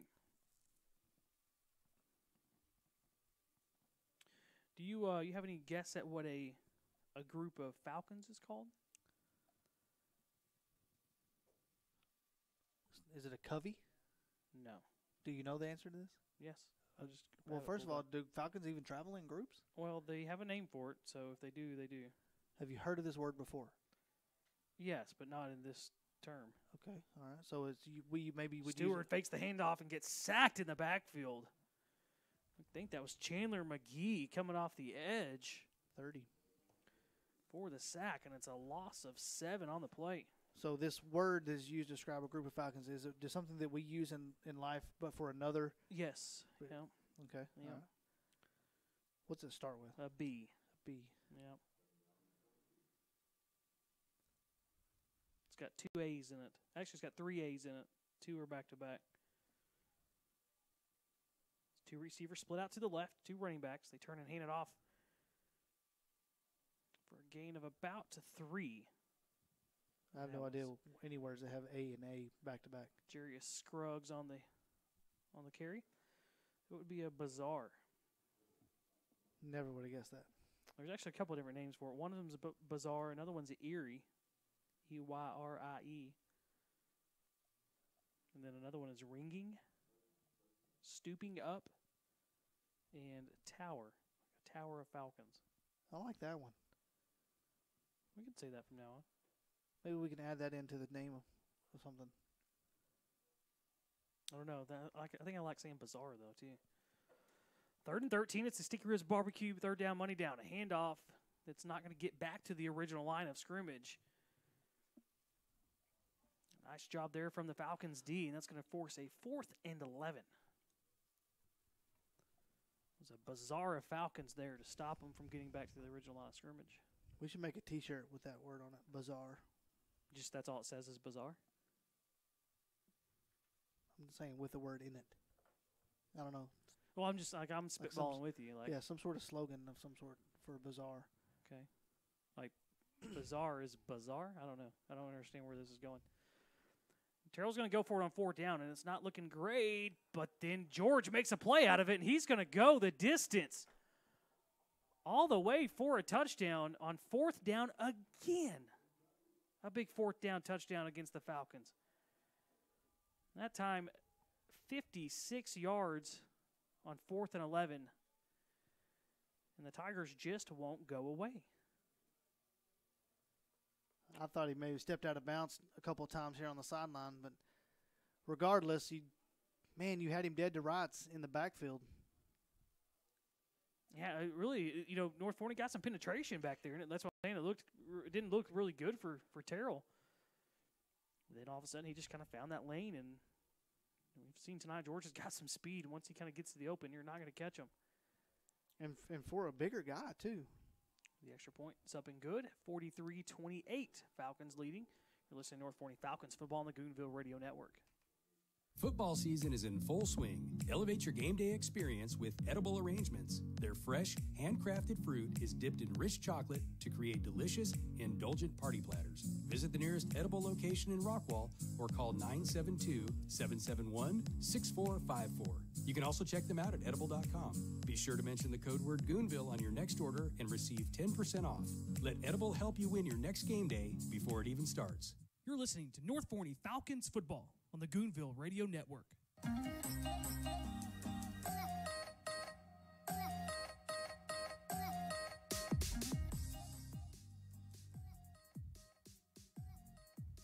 (43-28) Falcons on top. 6:18 to play here in the 4th quarter. Terrell just not going away.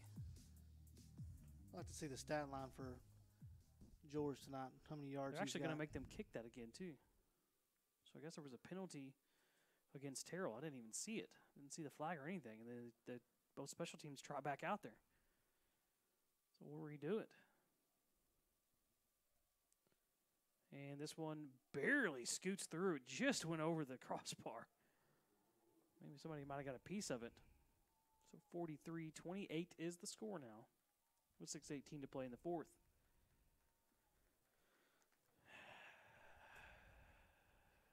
This game has seemed like it has really just dragged on. Well, the first half kind of went by pretty quick, but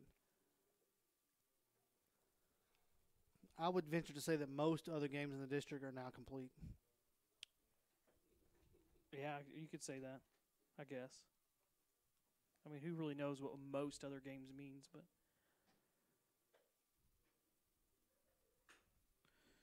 did you know that Jamie Foxx is from Terrell? The Jamie Foxx? Yeah, the Jamie Foxx. You got a favorite Jamie Foxx movie? Favorite Jamie Foxx movie? I'll tell you a Jamie Foxx movie I really like. That's what I asked you. Is Law Abiding Citizen. Is that Gerard Butler in there too? Where he plays the DA. Well, you don't have to call him that. District Attorney. Oh. Of course, you can't go wrong with, was it the Ray? He played Ray love Charles. Ray. I loved that movie. An onside kick attempt here from Terrell, and this time it goes right into the lap of Donovan Holt, who just falls down with it at the 50-yard line.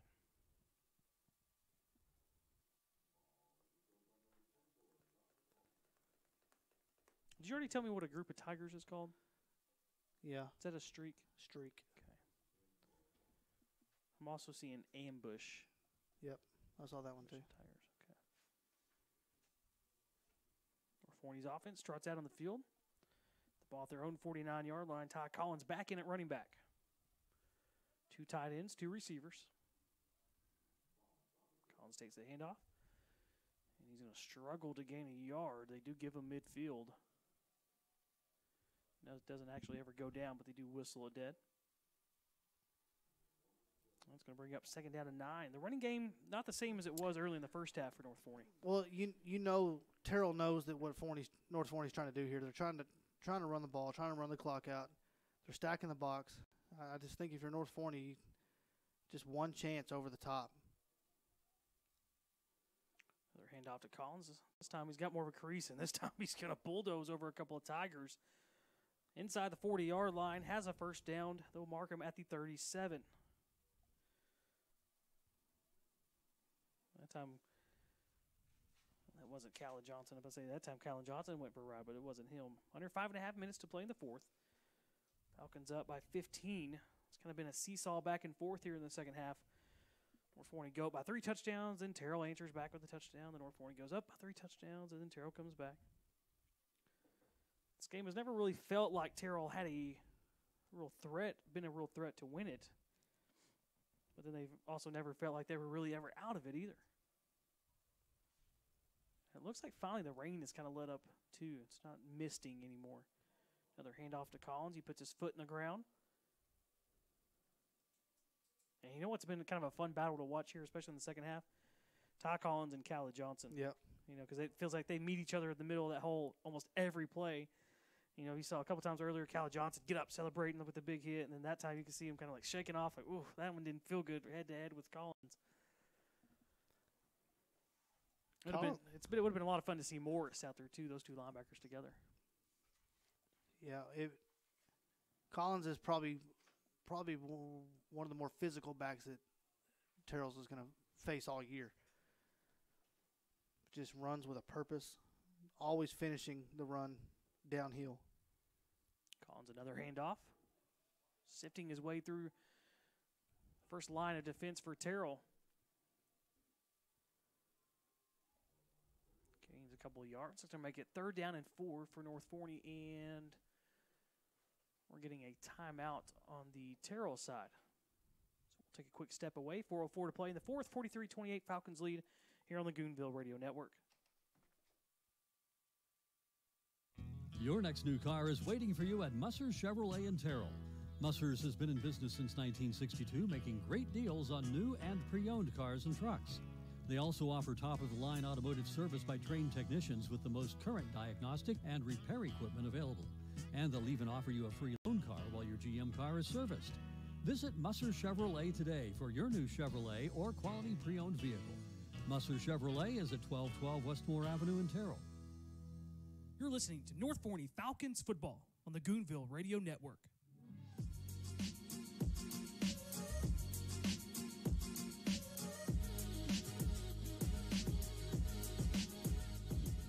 .404 to play in the fourth quarter. Falcons leading by 15 points. They're up 43-28. They've got the ball at the Terrell 31-yard line, facing a 3rd and 4. Looks like Nemo's come in at running back. It looks like we've got Archita at one of the receiver spots.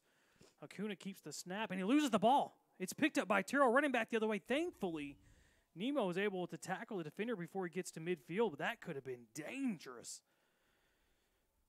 That's a couple times now tonight that we've seen that happen, where Acuna cuts upfield, but the ball just doesn't go with him.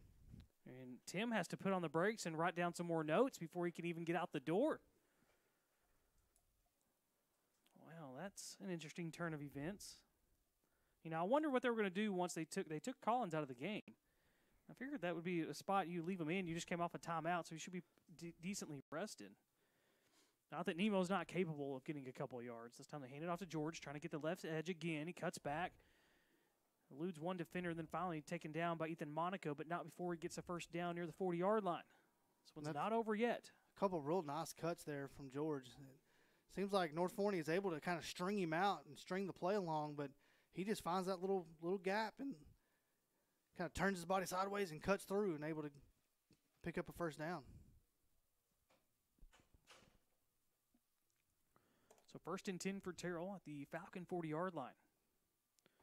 Coming up on 3.5 minutes left to play. And the ball's loose. The ball's on the ground. And I'm pretty sure North Forney got on top of that one. I don't think Stewart ever actually got the snap clean. I think he kind of pulled away from the pile saying, well, I don't know where it's at. It looks like Terrell actually comes away with it in the end.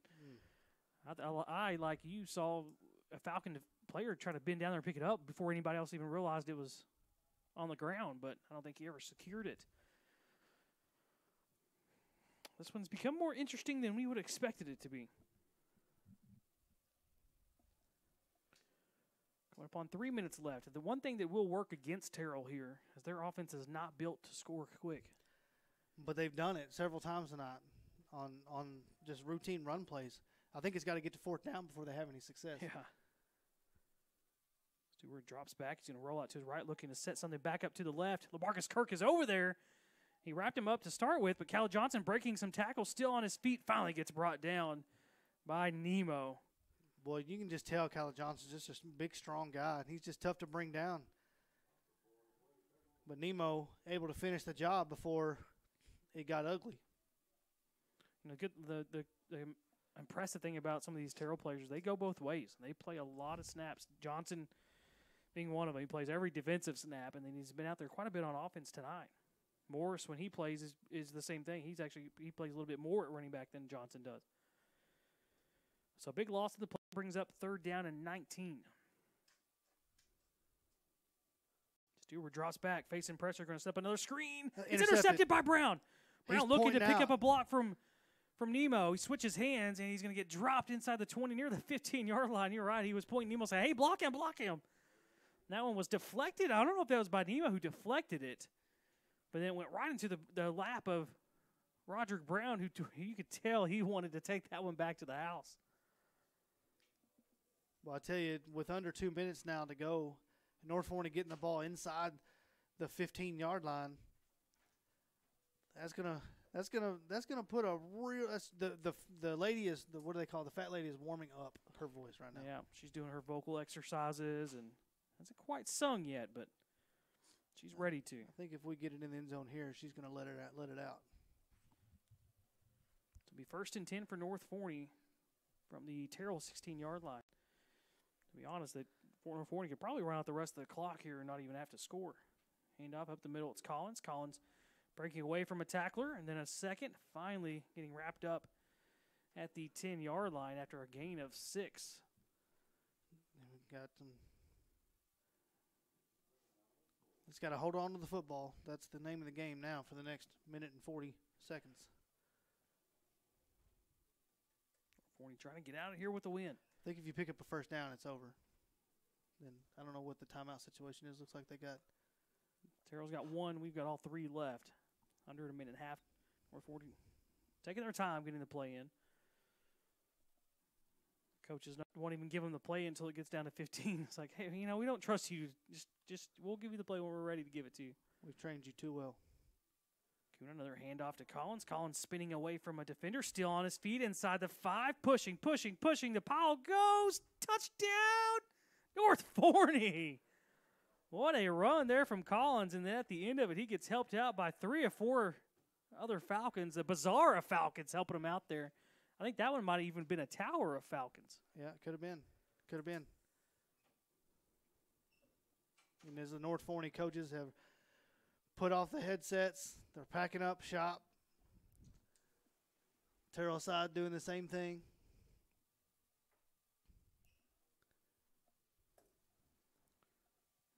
Rodriguez, actually that's a different kicker out there this time.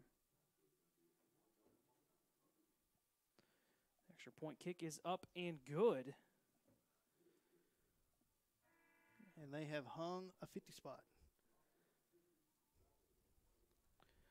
North Forney has not had problems putting up points this year for the most part. Most of their games, they can score points.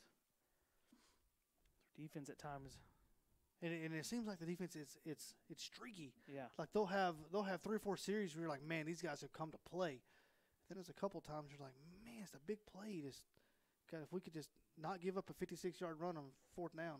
Well, it's been those stretch plays too, the ones that kind of go towards the edge. Up the middle, no issue at all. But those that kind of they sweep around the edge, those have just given the Falcons problems all year long. Even tonight against Terrell. Ain't going to get any easier next week against Roy City either. Mm-mm. No, they're power football team on both sides of the ball. Some bigger athletic linebackers.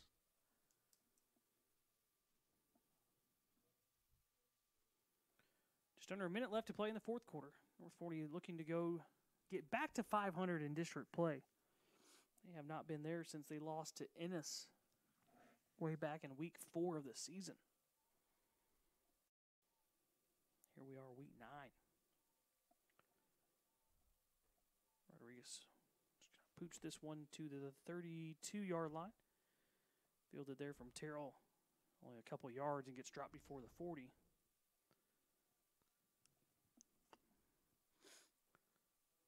Looks like the clock's still running, too.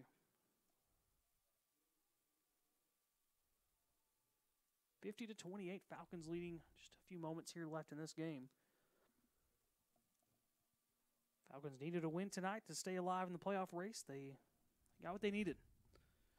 It wasn't necessarily pretty at times, but this game never really felt like it was in doubt. It's a Terrell team that only has one win on the year. We'll turn and hand it off to George. George around the right side, picking up some blocks, trying to get the edge, and he'll step out of bounds before he gets to the 50.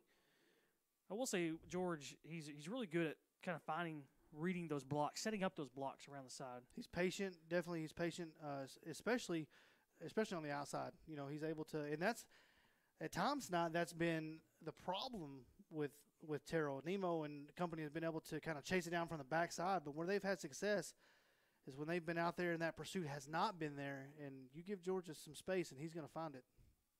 Stewart drops back, looking to throw. Nemo pressures, only throws over the middle, and it just falls incomplete. With 17 seconds left.